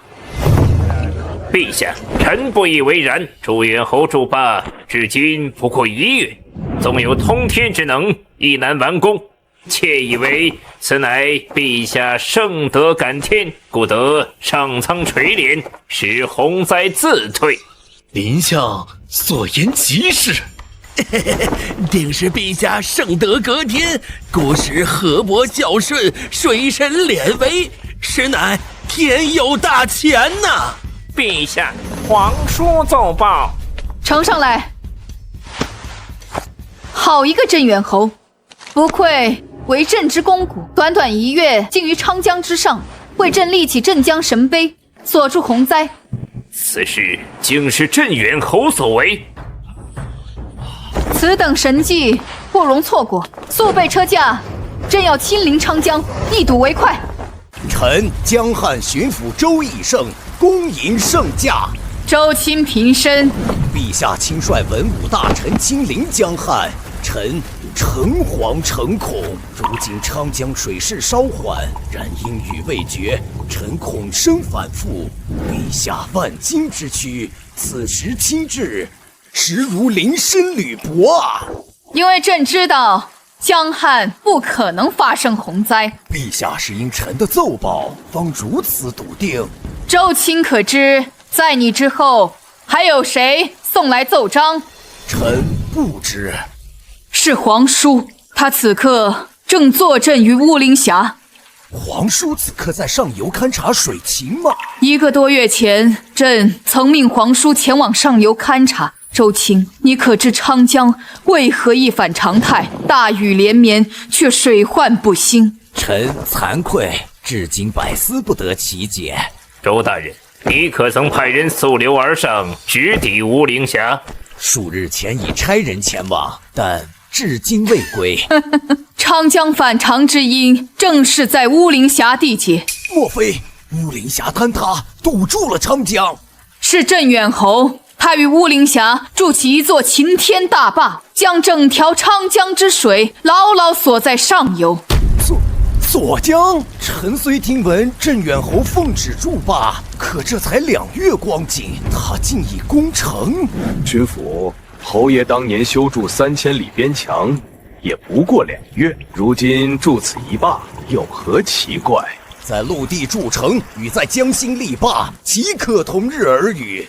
昌江奔腾，怒涛如雷，近日更是大雨倾盆，水势倍增。要在昌江筑坝，须有挽天河、镇蛟龙之力。朕也知其中艰难，然皇叔奏章明言，大坝已成，蓄水之深已达30余丈。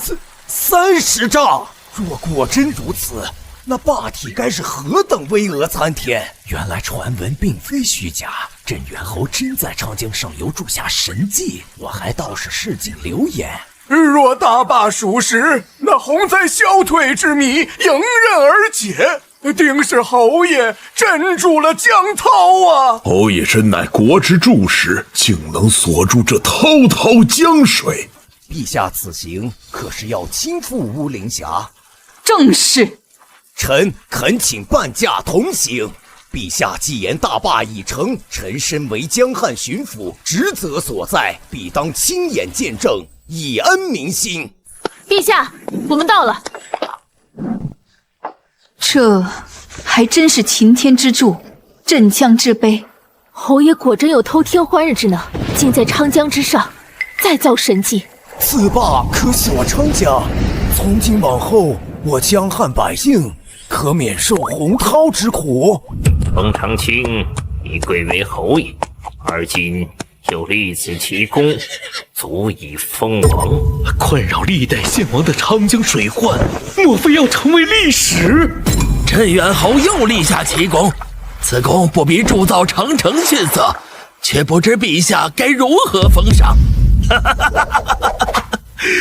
我就知道，若留在大前，定能亲眼见证又一神迹降临。这真是一跃之功，此坝竟比那铁壁长城还要高出10余丈。此坝最高，但我观此江水平缓，并无传闻凶险。修此巨坝，未免有些大材小用，劳民伤财。陛下，大事不好，大坝决口了，快移驾高处。陛下，冯长青真乃国贼，此坝粗制滥造，如今被江水冲垮，下游百姓恐遭灭顶之灾呀！哎呀，快走！再迟疑片刻，我等皆要葬身鱼腹啊！完了，下游百姓撤离不及，必是死伤无数，镇远侯误国误民呐！妙极，大坝居然塌了，看这大钱如何收场？镇远侯能筑长城，却无法驯服长江，强行镇压只会遭江水反噬。快跑！洪水将至，你们为何不逃？陛下勿扰，诸位同僚不必惊慌，此非大坝坍塌，乃是正常泄洪，以此调控上游水量。皇叔，你确定此非江涛毁坝之象？陛下放心，此等景象近日已反复数次，臣早已司空见惯了。陛下，请看这些百姓，他们为何安然不动？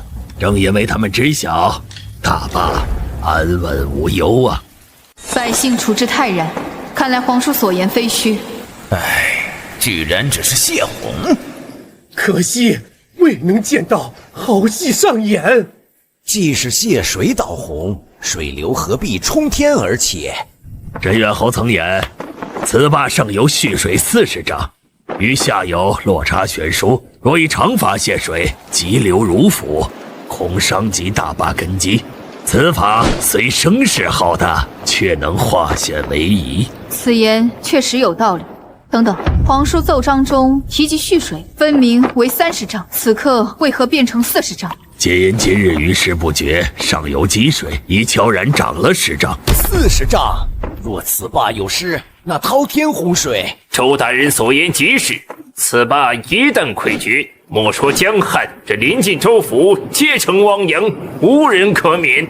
此坝虽然能挡住今岁洪灾，却也如悬顶之剑啊！稍有不慎，后果不堪设想。如此说来，建此大坝岂非福祸相依？侯爷今时动工，他日若大坝被毁，放肆！胆敢在此妄言，动摇人心！待诸位见识大坝之间，自知方才所言是多么可笑。皇叔，前头带路，朕要亲眼看看这镇江神碑究竟是何模样。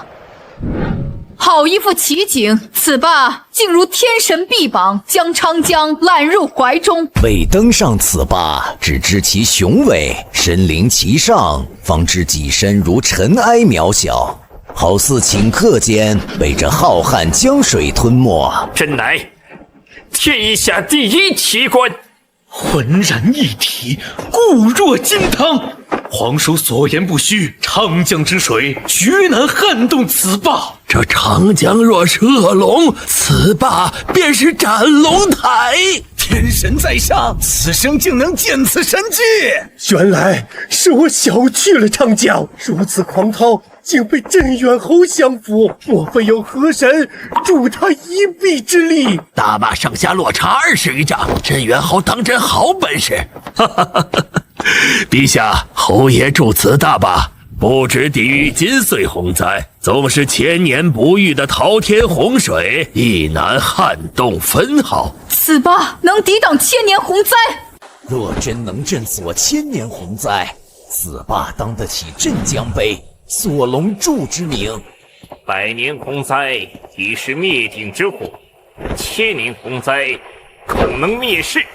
若连此等天威都能抵御，此霸莫非坚不可摧？侯爷未曾见过千年洪灾，为何能笃定？侯爷或许想安民心，稍作夸大。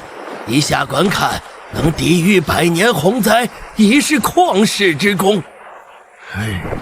若镇远侯生于浮影，为海岸铸此神霸，何惧那滔天海啸？此人不除，我高丽国永无出头之日。我求此若有此霸，何至连年饱受洪涝之苦？陛下，此霸之妙不止于防洪蓄水，还有何用？可借这滔滔江水化生雷霆之力。借水生电？莫非此霸能引来9天雷霆？此电非避雷，虽同具威能，触之即伤。但此电受侯爷驾驭，可如流水般导入器物。譬如那电灯，汲取电力，可绽放光芒。镇远侯竟能驾驭雷霆，这……皇叔，此事过于玄奇，请恕下官难以置信。雷霆乃天威，凡局触之即焚，偏神亦畏惧其威。皇叔称其可控，实在匪夷所思。水能生电，这电灯又是何物啊？哼，大前人惯会吹嘘，如今连驾驭雷霆都敢夸口。皇叔殿下空口无凭，何不请镇远侯现身演示一番？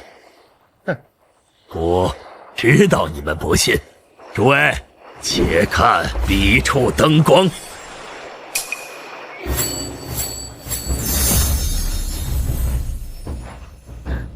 此光皎洁，远胜烛火100倍。无火自明，真乃神物。莫非此物乃电灯？正是。此物虽奇，可皇叔如何佐证此光源与侯爷所控之电？是啊，外臣可未见半点雷霆踪影。二位使臣若想亲身体验，倒也简单。只是这雷霆之力刚猛无仇，稍有不慎，恐伤及二位贵体。却不知二位可敢一试？有何不敢？来人，向侯爷借一电棍，让二位使臣亲身感受一番何谓雷霆之力。臣参见陛下。爱卿平身。听闻有人想领略雷霆之威，二位使臣，当真要试这电棍之威？咱们有言在先，若稍后有什么闪失，可不要怪我。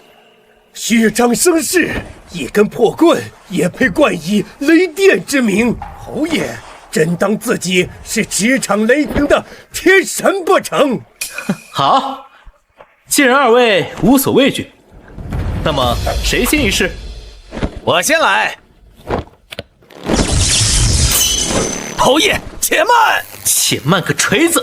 吃我一电！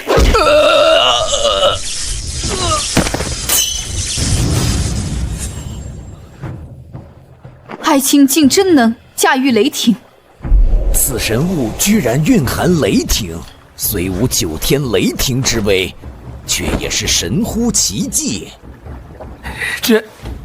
这一击之下，敷衍使臣焉能活命？若我军将士持此神兵横扫战场，指日可待。莫非此霸真能生电？此神物不到半臂长，竟藏有天威！诸位，此刻可否还质疑过？高丽使臣，轮到你了。侯爷，外臣外臣认输。哦，方才不是说我虚张声势吗？侯爷，饶命！迟了，你也吃我一电！求此使臣可要一同品鉴？不，外臣心服口服。陛下，镇远侯杀害2位使臣，闯下大祸，复迎高丽，岂能甘休？林相多虑了，电棍之威，只伤不杀，他们片刻即醒。何况是2位使臣执意要事，众人皆可为证。林相此言，莫非是要颠倒是非？未死，这不可能！雷霆之力，处之即死。林相若是不信，亲自一试，可知真假？侯爷，我信。诸位今日舟车劳顿，且请先行歇息，稍后本侯略备薄宴，为陛下与诸位接风洗尘。果真如坠云团，温软异常。朕往日所握之龙榻，与其相比，恰如顽石比美玉。此物竟如此销魂蚀骨，回京之时，定要向封爱卿讨要一张。四坝之内竟处处暗藏玄机，区区一个小机关，竟能掌控电灯之明暗，竟以上好陶瓷铸造便器，当真奢华。洁白如玉，不染纤尘，也无半分晦气。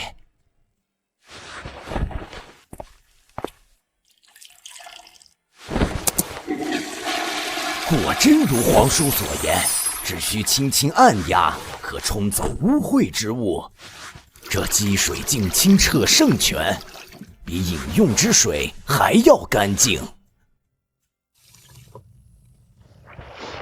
这水温恰到好处，小小铁匣竟能化寒为暖。皇叔称此物亦靠电力驱动，这电力可放光华，可沸冷水，真乃妙用无穷。此等神技之所，若能由我执掌，封爱卿，此间一桌一椅，皆别具匠心，美轮美奂，朕前所未见。陛下过誉了。修建大坝时，系统自动配好内外设施，包括桌椅也是配套的。唉，陛下为何叹息？诸位爱卿，今日朕浅尝辄止，竟以乐不思归，甚至心血来潮，都想迁都到此。陛下，迁都之事关乎国本，万万不可儿戏。皇叔所言极是，不过陛下，臣倒有一法，此坝虽不可移，但可命镇远侯在京师左近，防此神迹，再筑一新坝，如此岂不是两全其美乎？封爱卿，你认为如何？陛下，此事恕难从命。大胆镇远侯，你是要抗旨不遵吗？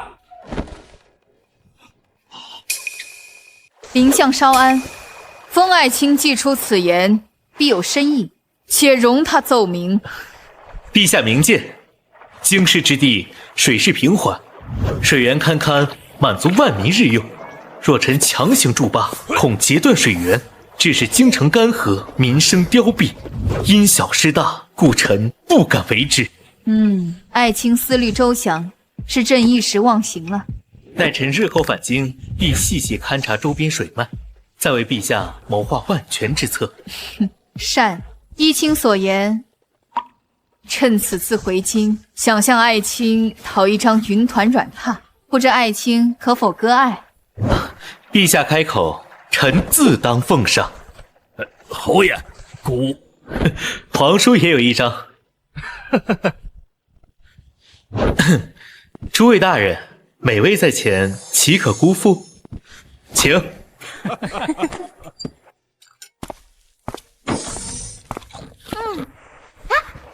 主，你怎么来了？给你带了最爱吃的烤鸡腿，火候正好。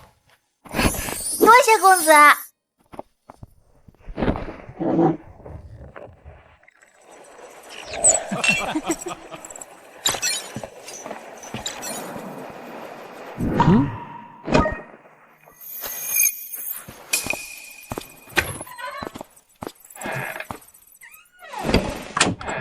有意思，林相称病早退，原来是回房中私会外使。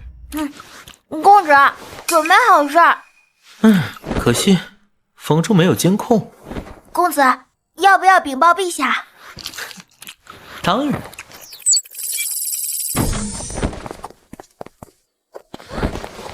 此镜竟能缩地成寸，纳远景于方寸之间。莫非是袖里乾坤之术？小鱼为陛下解惑。陛下，此乃天眼系统，水坝各处要害都曾布下天眼，他们所见之景皆会传回这琉璃瓶之上。此间竟有此等神物。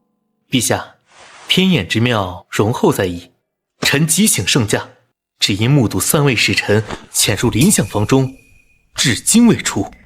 林相也在房中。正是。他们鬼鬼祟祟，定有密谋。夏姑娘，诬告朝廷重臣，你可知是何等大罪？陛下稍安勿躁，请看回放。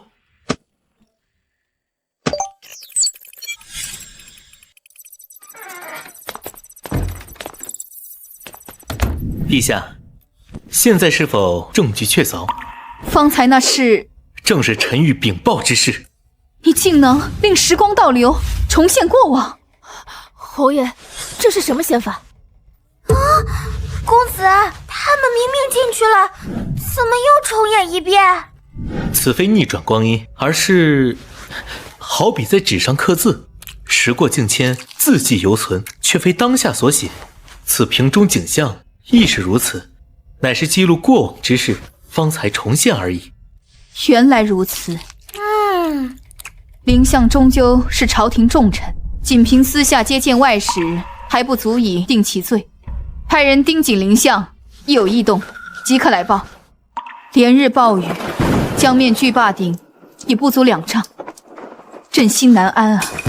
今虽于世之盟，远朝景和3年与淳化7年，若无此罢，恐已酿成100年不遇的苍生劫难。幸亏有神霸镇江，否则6州25县皆成泽国。陛下请看，上有怒涛翻涌，下有水波不兴，上下相差20余丈，旷世奇观啊！陛下，君子不立危墙之下，此坝虽固，然天危难测，为江山社稷计，恳请陛下即刻起驾回銮。暴雨阻路，行程艰难，不如暂留坝上。陛下，臣父以林相之言，请陛下以龙体为重。臣万死恳请陛下移驾，陛下若有半分差池，臣等万死难辞其咎。恳请陛下移驾。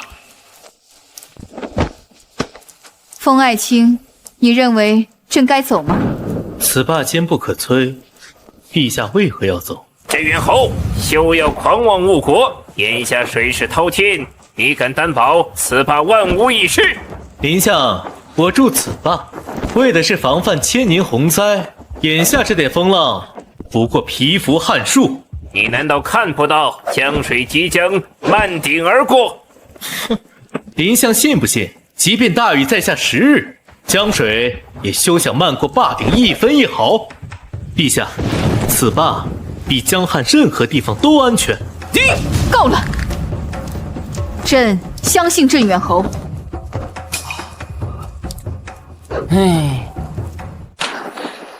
水位距坝顶已不足1丈。陛下，此刻移驾还来得及。陛下，林相亦是心系社稷，臣虽深信侯爷，但天威难测呀。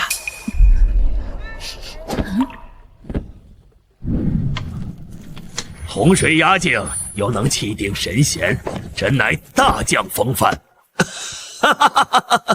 此情此景，犹如长青于长城之上，面对万炮齐鸣，仍能谈笑风生啊！镇远侯在洪涛前安之若素，朕又岂能先露怯色？去，为朕准备好新鲜食材。朕今日要与风爱卿共享这风雨中的繁殖之乐。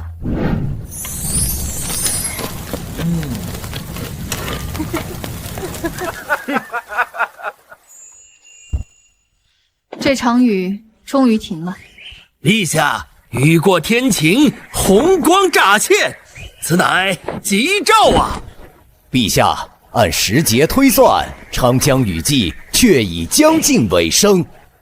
此霸傲立洪涛，坚不可摧，不负镇江神杯之名。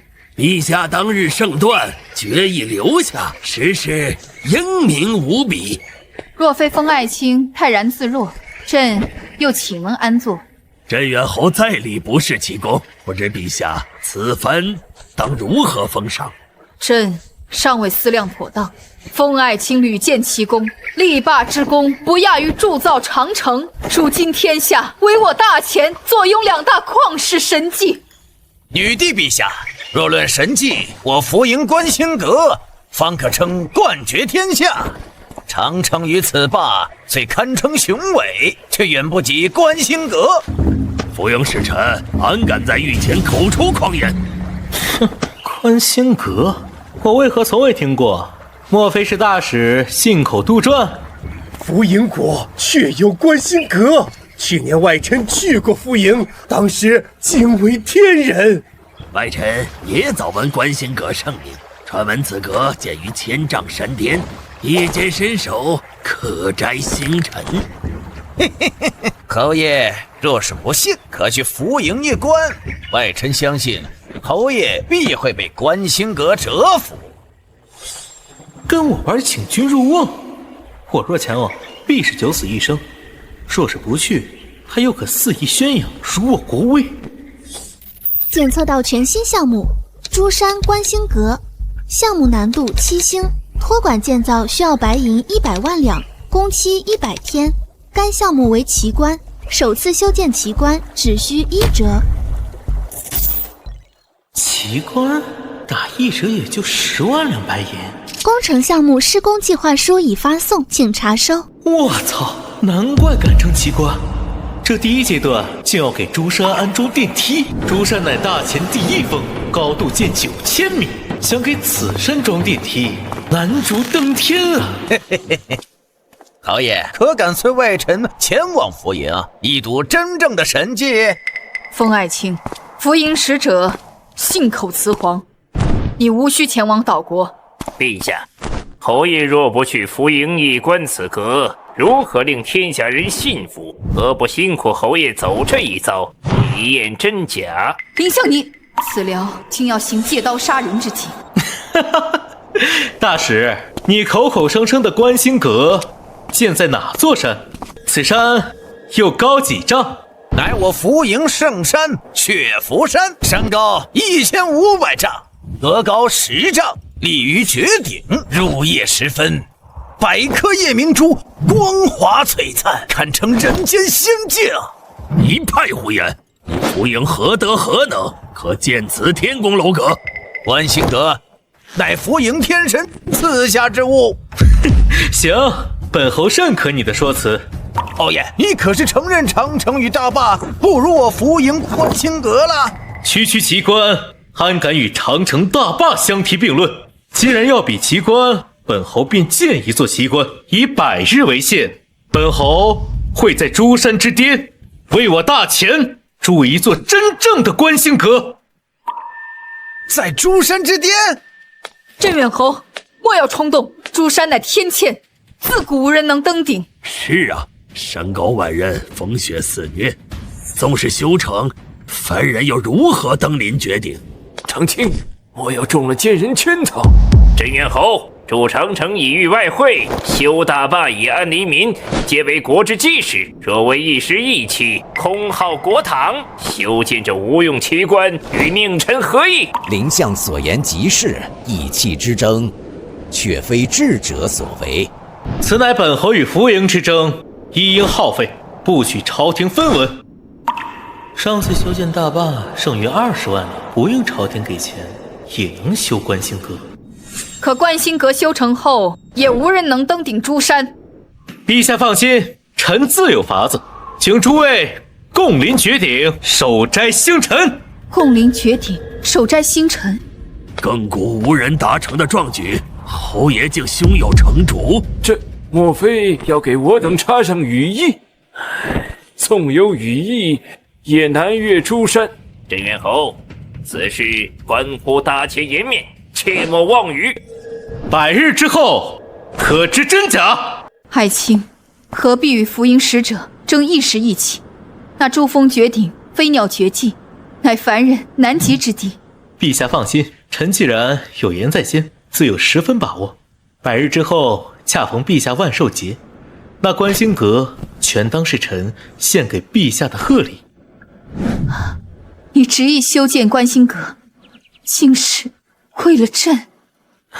不全是，臣也想替大前争口气。竟拿一座山巅星阁作为贺礼，若世间有男子为我如此，我必为之倾倒。此地距昌江水电站30里，需要先建储电站，再铺设电网，方能支撑山中电梯运行。这山高得吓人，公子，我们真要上去吗？侯爷，是否需备足登山器械与御寒衣物？此山凡人难攀呐。谁说修建观星阁定要攀山越岭？地形扫描完毕，项目珠山观星阁将在本地时间14点整开工。啊，既要在山巅修建，不上山又如何修建？从此处开始。侯爷，眼前唯有峭壁千仞，与观星阁有何关联？关联甚大，本侯要由此向内凿穿山腹，在这珠山中心修建一条直通云霄的天梯。凿穿山腹，修一条登天之路。公子，这怎么可能？山石坚于经天，侯爷想用什么方法开凿？依末将看，不如移山脊开辟栈道。本侯所修不是攀爬之梯，而是自行升降的天梯。一旦建成，登临绝顶，不费吹灰之力。天梯？若此物果真建成，岂不是耄耋幼童皆可轻易登临这天下第一峰啊？正是，建天梯尚需时日，眼下当务之急是打通入山之境。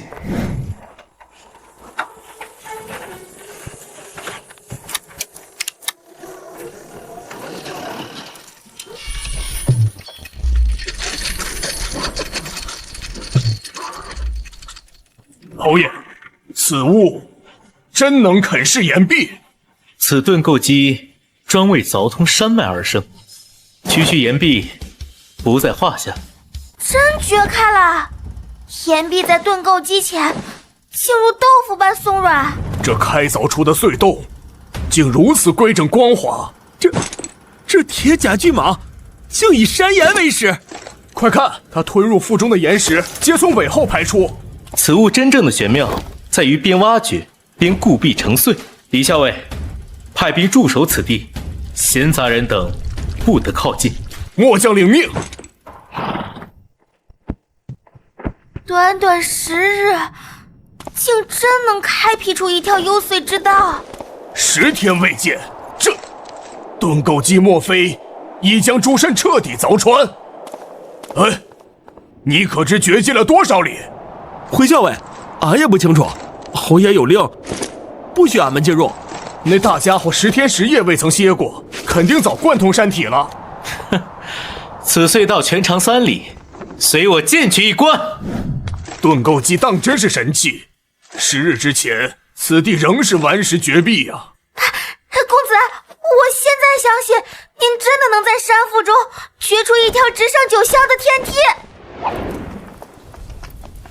由此向上，正是直抵珠峰之巅的路径。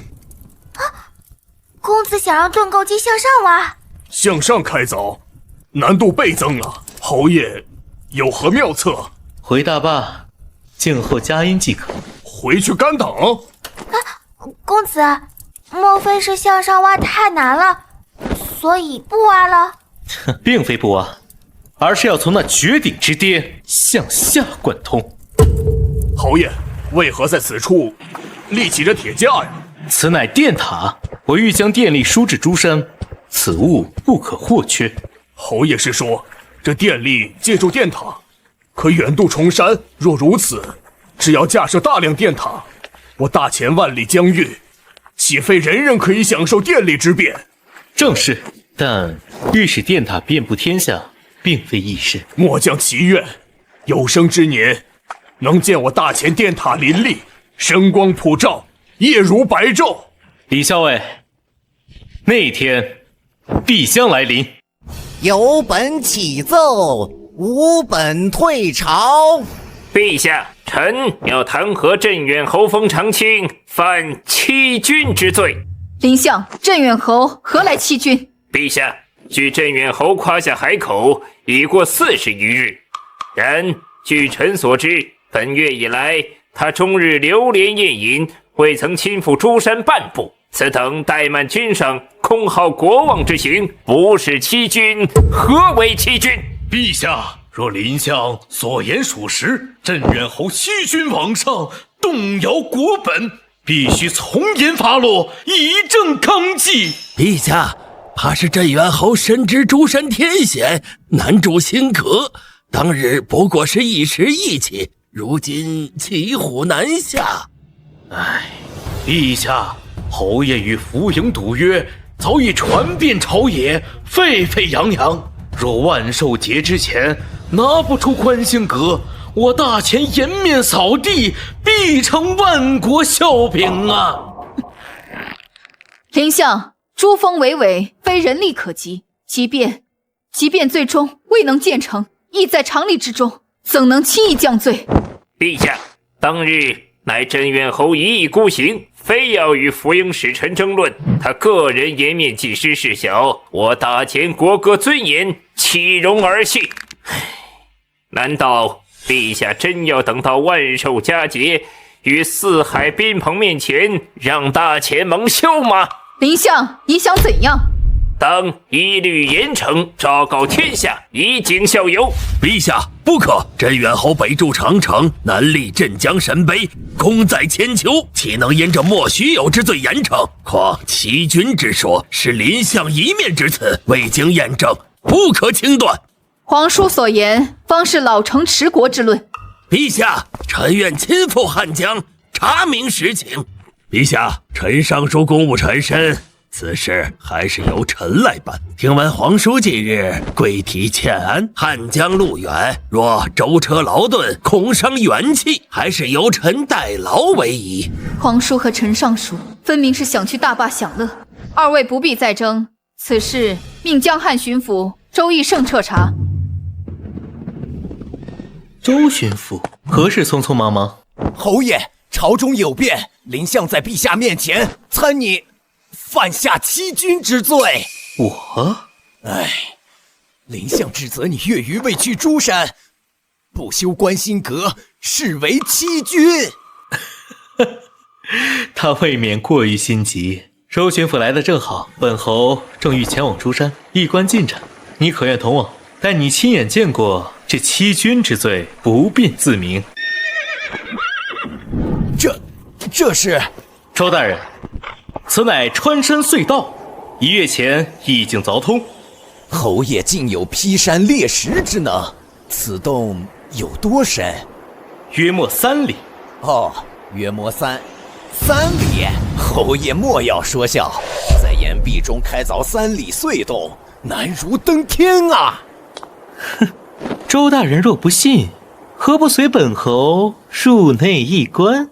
隧洞之深，果然不下3里。哇！夏姑娘，怎么了？上面竟然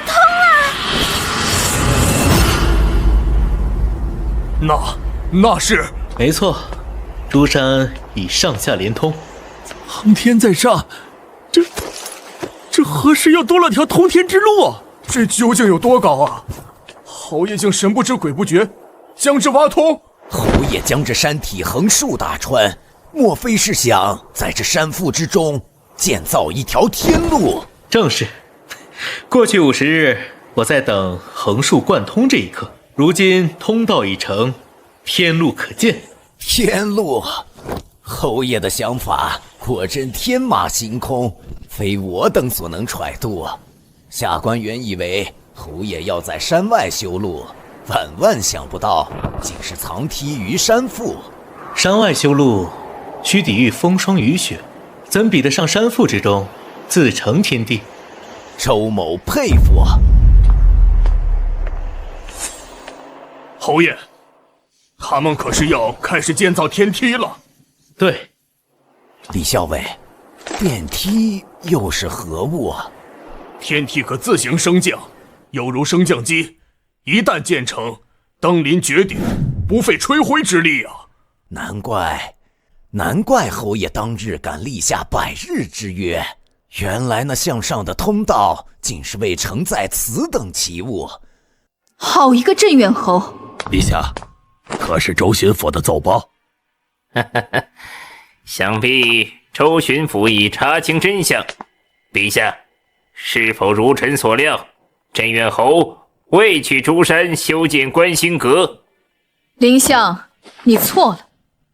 周义胜亲赴珠山见镇远侯，非但未曾懈怠，更在山壁之上开凿出一条深达3里，可容数架马车并行的穿山隧洞。镇远侯竟在崖壁中开凿隧洞，且有3里深。3里隧洞，周巡抚可曾提及此洞以什么方法开凿而成？奏章中只提及壁洞光滑如镜，规整异常，绝非斧凿锤击。陛下，臣斗胆猜测，定是某种机关兽。于坚硬岩层中开辟道路，此机关兽当真了得！镇远侯遇水镇水，遇山开山，果真神通广大。陛下，即便镇远侯开山凿洞又如何？只要未建成观星阁，这欺君之罪依然成立。林相可知，镇远侯在珠山之中开辟的隧洞有几条？这臣不知。是2条，一条横贯山腹，另一条自那1000丈峰顶垂直而下，与横洞精准交汇。自山巅垂直而下，贯通山体？不，绝不可能。那珠山高于2000丈，长青竟能自上而下凿通，一横一竖，交汇于山腹。侯爷他莫非是要在山体之内修建登山之路？没错，镇远侯正是想于山腹之中修一条通天之路，直达峰顶观星阁。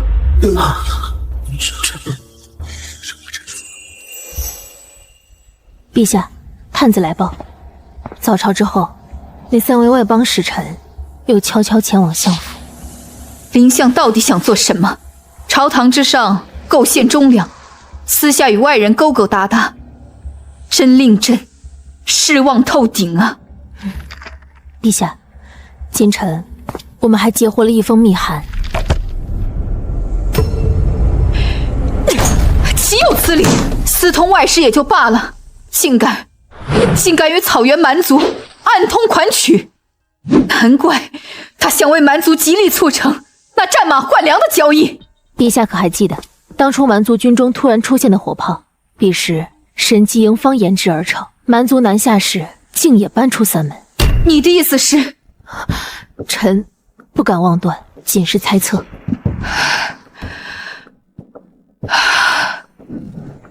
给朕彻查，若此事属实，这林贵非杀不可。哇，直通山巅的天梯已然建成。万寿节在即，若此时还未完工，定会误了吉时。今日领你们到此，事成天梯，以验其效。若能借天梯登临诸山之顶，日后与人谈及，够我炫耀一辈子。几位，随我上大巴车。开我！别干站着，各自找位置坐稳。公子，我们只要坐着它几岁动。放松些，姑且当乘坐一辆更平稳、更迅捷的马车。好快，比马车稳得多啊！窗外景致飞逝如电，这铁匣子奔跑之快，远超千里宝马呀！抓稳！短短3里路途，却让末将惊出一身冷汗呢。方才真是心都快跳出来了。多坐几次，自会习惯。稍后体验天梯时，你们更需放宽心神。都进来，都坐下。此梯上行极快，但想抵达山巅，也需1刻钟。动了！天梯真的在飞升。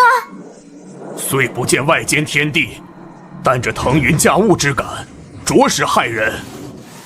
此生能乘此天梯直上诸山之巅，真乃3生有幸。侯爷，若是这天梯行至半空，忽然下坠，又该如何？若真如此，自是摔成肉泥，十死无生。公子莫要吓唬我等。实话告诉你们，此电梯拥有100多道安全举措，除非诸山崩塌，否则安全无忧。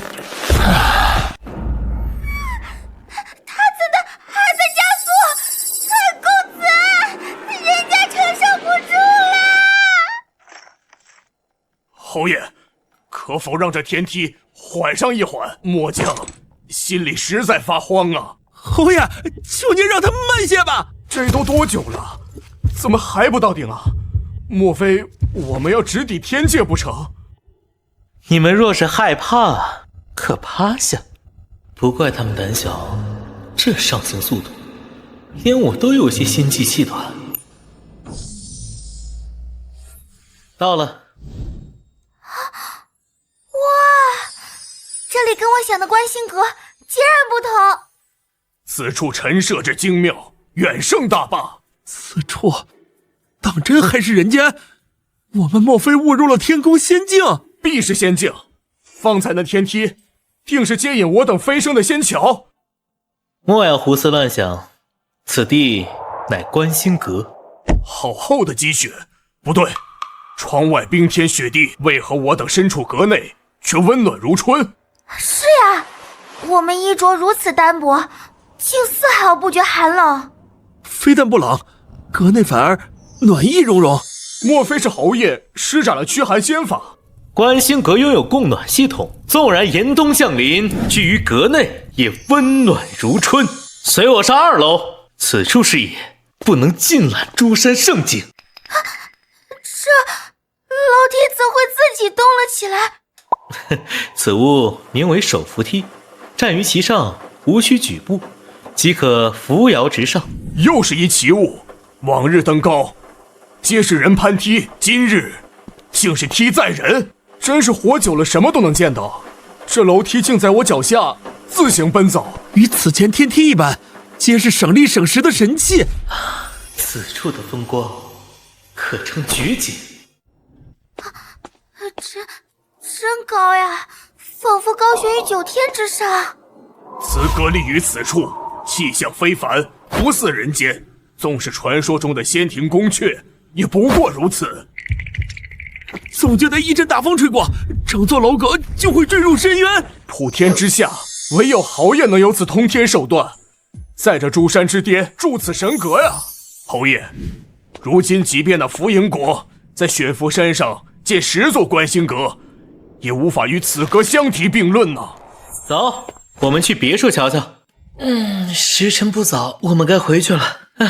上来时，你们已是心惊胆战，这下去怕是又要经历一番磨难。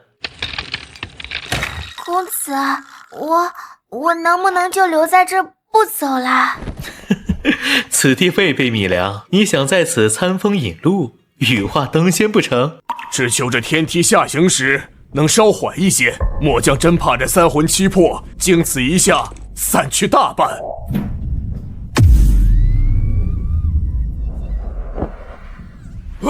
侯爷救命啊！亲娘下次即使给俺一座金山，也不想再上主山。老天爷保佑，祖宗保佑，俺上有老下有小的，可不能死在此处啊！别鬼哭狼嚎了，叫得我耳朵疼。一个个如同鬼门关前走过一遭，何至于此？侯爷，我等皆是肉体凡胎，岂能与您这神仙人物相比啊？短短1刻钟，比上战场厮杀还惊心动魄。公子，下次我可不敢来了。哦，果真不来吗？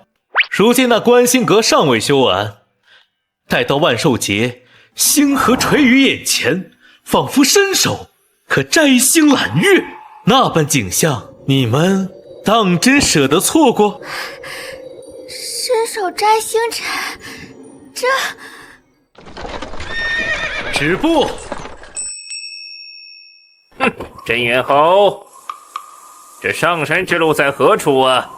前方为何不见入口？不是声称在山脚开凿了隧洞吗？为何放眼望去，唯有顽石绝壁？恐怕那隧洞之说本就是子虚乌有。我早说过，镇远侯岂能有开山通天之能？侯爷，早知今日，何必当初？既然无力在竹山之顶建阁，当初就该向浮营使臣低头认输。如今这般，可是欺君大罪呀！这是大钱的待客之道，我等万里迢迢而来，难道只为观赏这荒山野岭吗？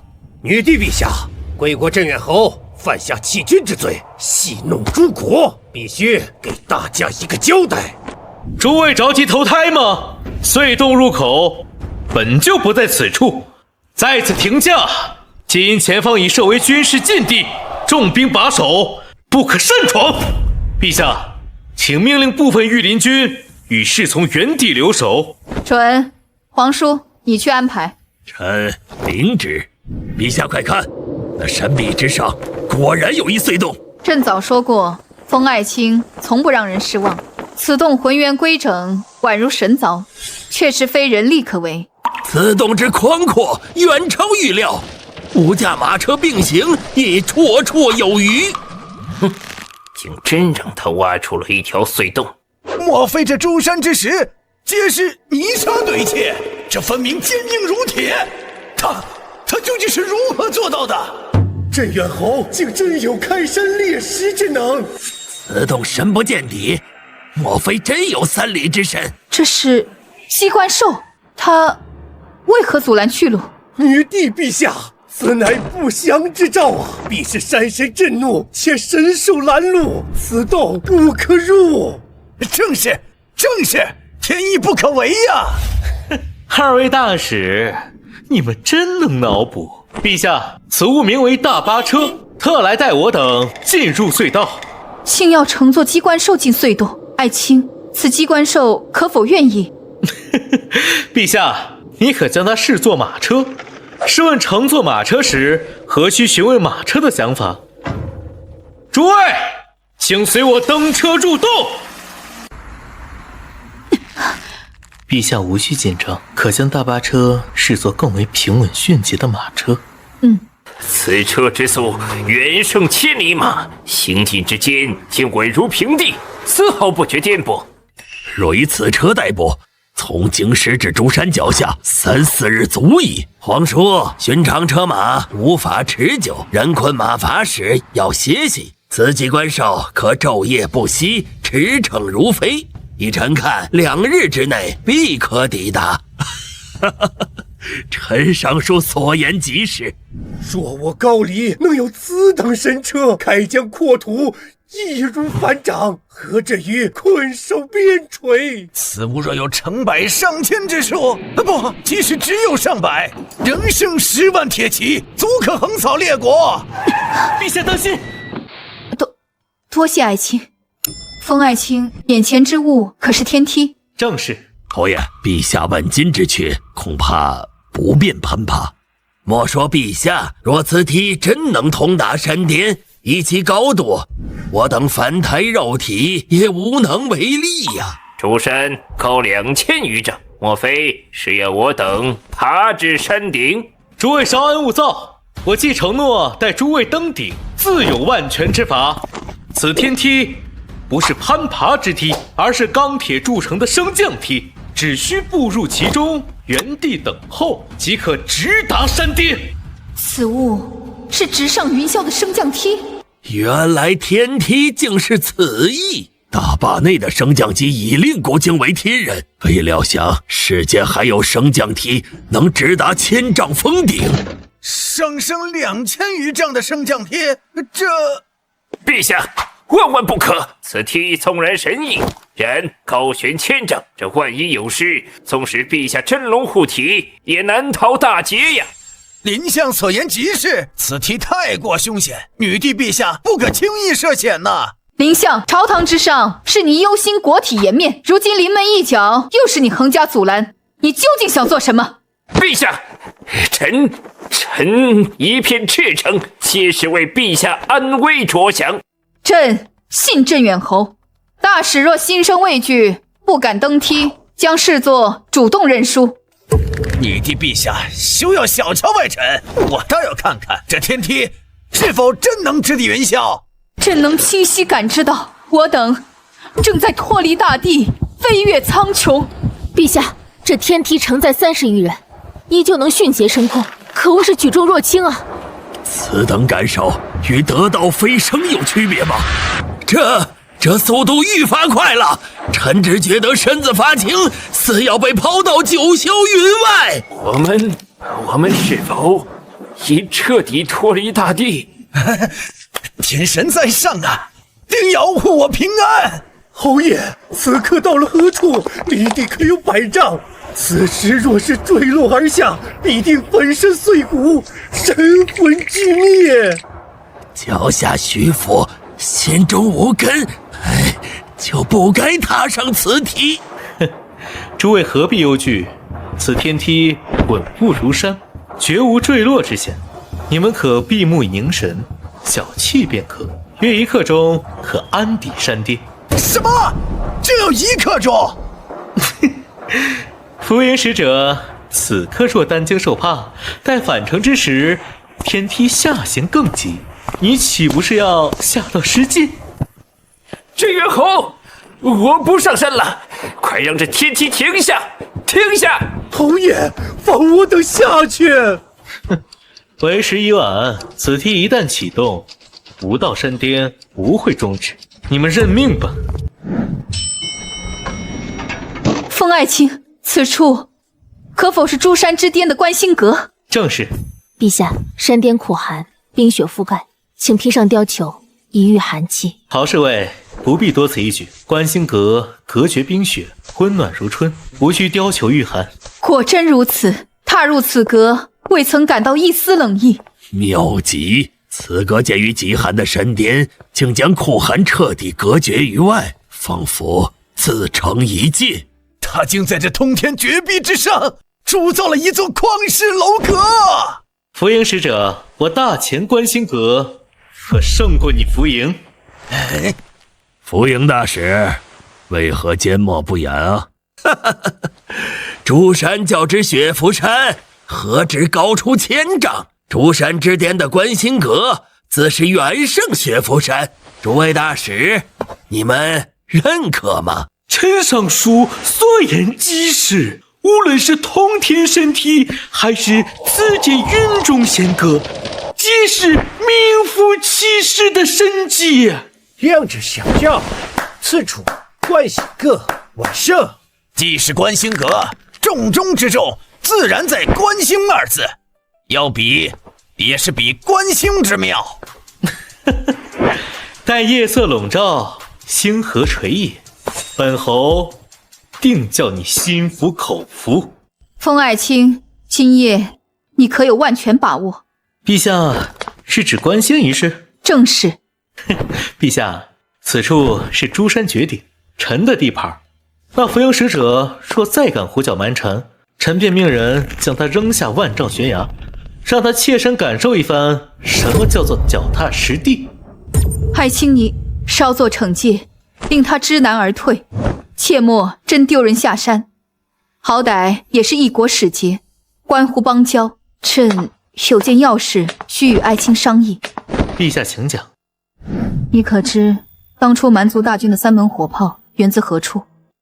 臣不知。不久前，陶侍卫截获了一封密信，朕那时才知，林相竟与蛮族勾连。顺藤摸瓜之下，查到他从神机营盗取火炮图纸，转卖给察合台。竟有此事！唉，林相屡次针对你，多半是察合台授意。他太令朕寒心了。陛下，那符题当真妙不可言，立于其上，如御风而行。皇叔喜欢便好，镇远侯所造之物，自是处处匠心，暗藏玄机。侯爷，我等方才去到楼顶，见一扇铁门紧锁，不知门后藏着什么奇景。醉翁之意不在酒，皇叔此来，原来是好奇那门后风光。让侯爷见笑了。无妨，既然皇叔问起，我提前带诸位一观。原本想留待夜间当做惊喜，陛下可愿同行？朕正有此意。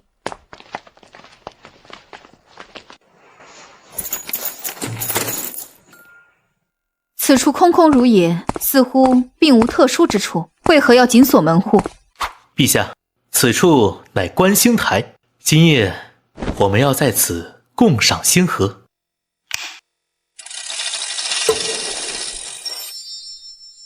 这观星阁顶竟是一整个琉璃罩，原来奥妙藏于此处，此景当真绝妙，立于此地，云生足下，仿佛已得道成仙。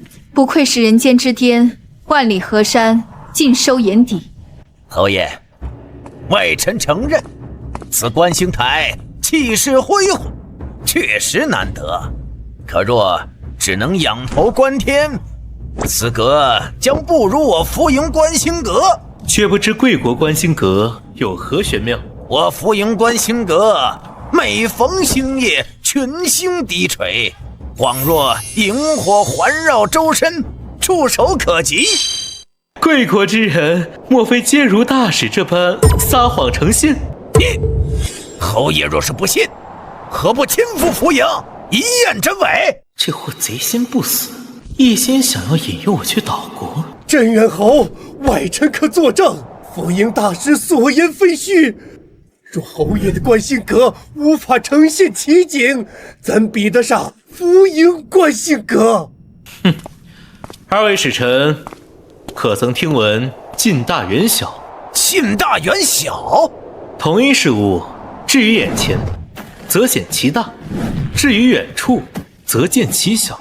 此为近大远小。恰如这夜空星辰，虽只有微光一点，可若放在面前，你们可知有多大？纵使我等立于珠山之巅，星辰依旧遥不可及，足见其本体之大，可比山岳。好一个近大远小！以此推之，真正的星辰绝无可能如萤虫般环绕人身。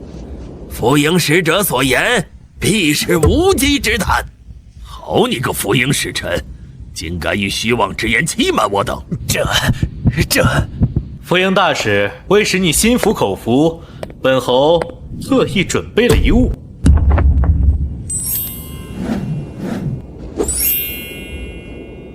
风爱卿，这是什么？回陛下，此物乃天文望远镜。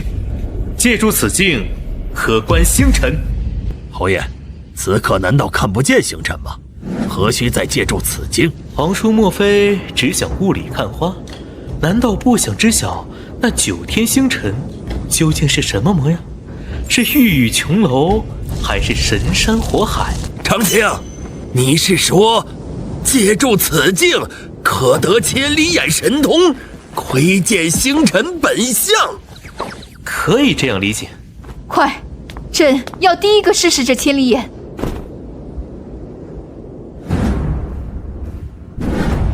陛下，您此刻所见之物正是月亮。臣现在为你层层拉近，细观其貌，先调到100倍。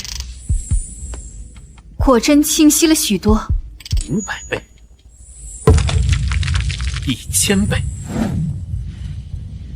为何这月亮表面竟是满目疮痍，坑洼遍布？明月竟是满目疮痍，坑洼遍布。陛下，莫要看走眼了。太阴星当光耀环宇，皎洁如盘才是，怎会坑洼遍布？此物当真能窥见太阴本相？无也，可否让外臣一观？外臣愿献上黄金100两，只求窥天一角。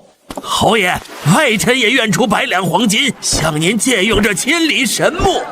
他那神光天启，我得看一眼。大人，请让我试试。别推我！诸位，稍安勿躁，排好次序，逐一观赏。表面坑洼如麻，色泽斑驳，这哪里还是月空啊？今日方知何谓坐井观天。此镜可观明月与星辰，真是一件神物。若非亲眼所见，孤岂敢相信这高悬苍穹的明月竟似一块顽石。太值了！今日竟能一窥太阴真容。待我回到府营，定要将今日所见著书立说，传于后世。此番才叫观星。自今日始，世间所有关于星月的传说都将被彻底改写。风爱卿，昨日乃是朕此生度过最好的万寿节。陛下喜欢就好，今后若想探寻星海奥秘，随时可驾临此阁。诸位，朕有2件大事要宣告。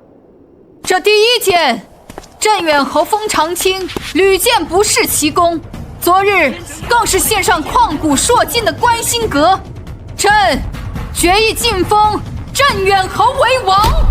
这第2件，与当朝宰相林贵有关，经朕严密查证，林贵你与蛮族勾连已久，竟盗卖神金银火炮机密，此乃叛国，罪无可赦。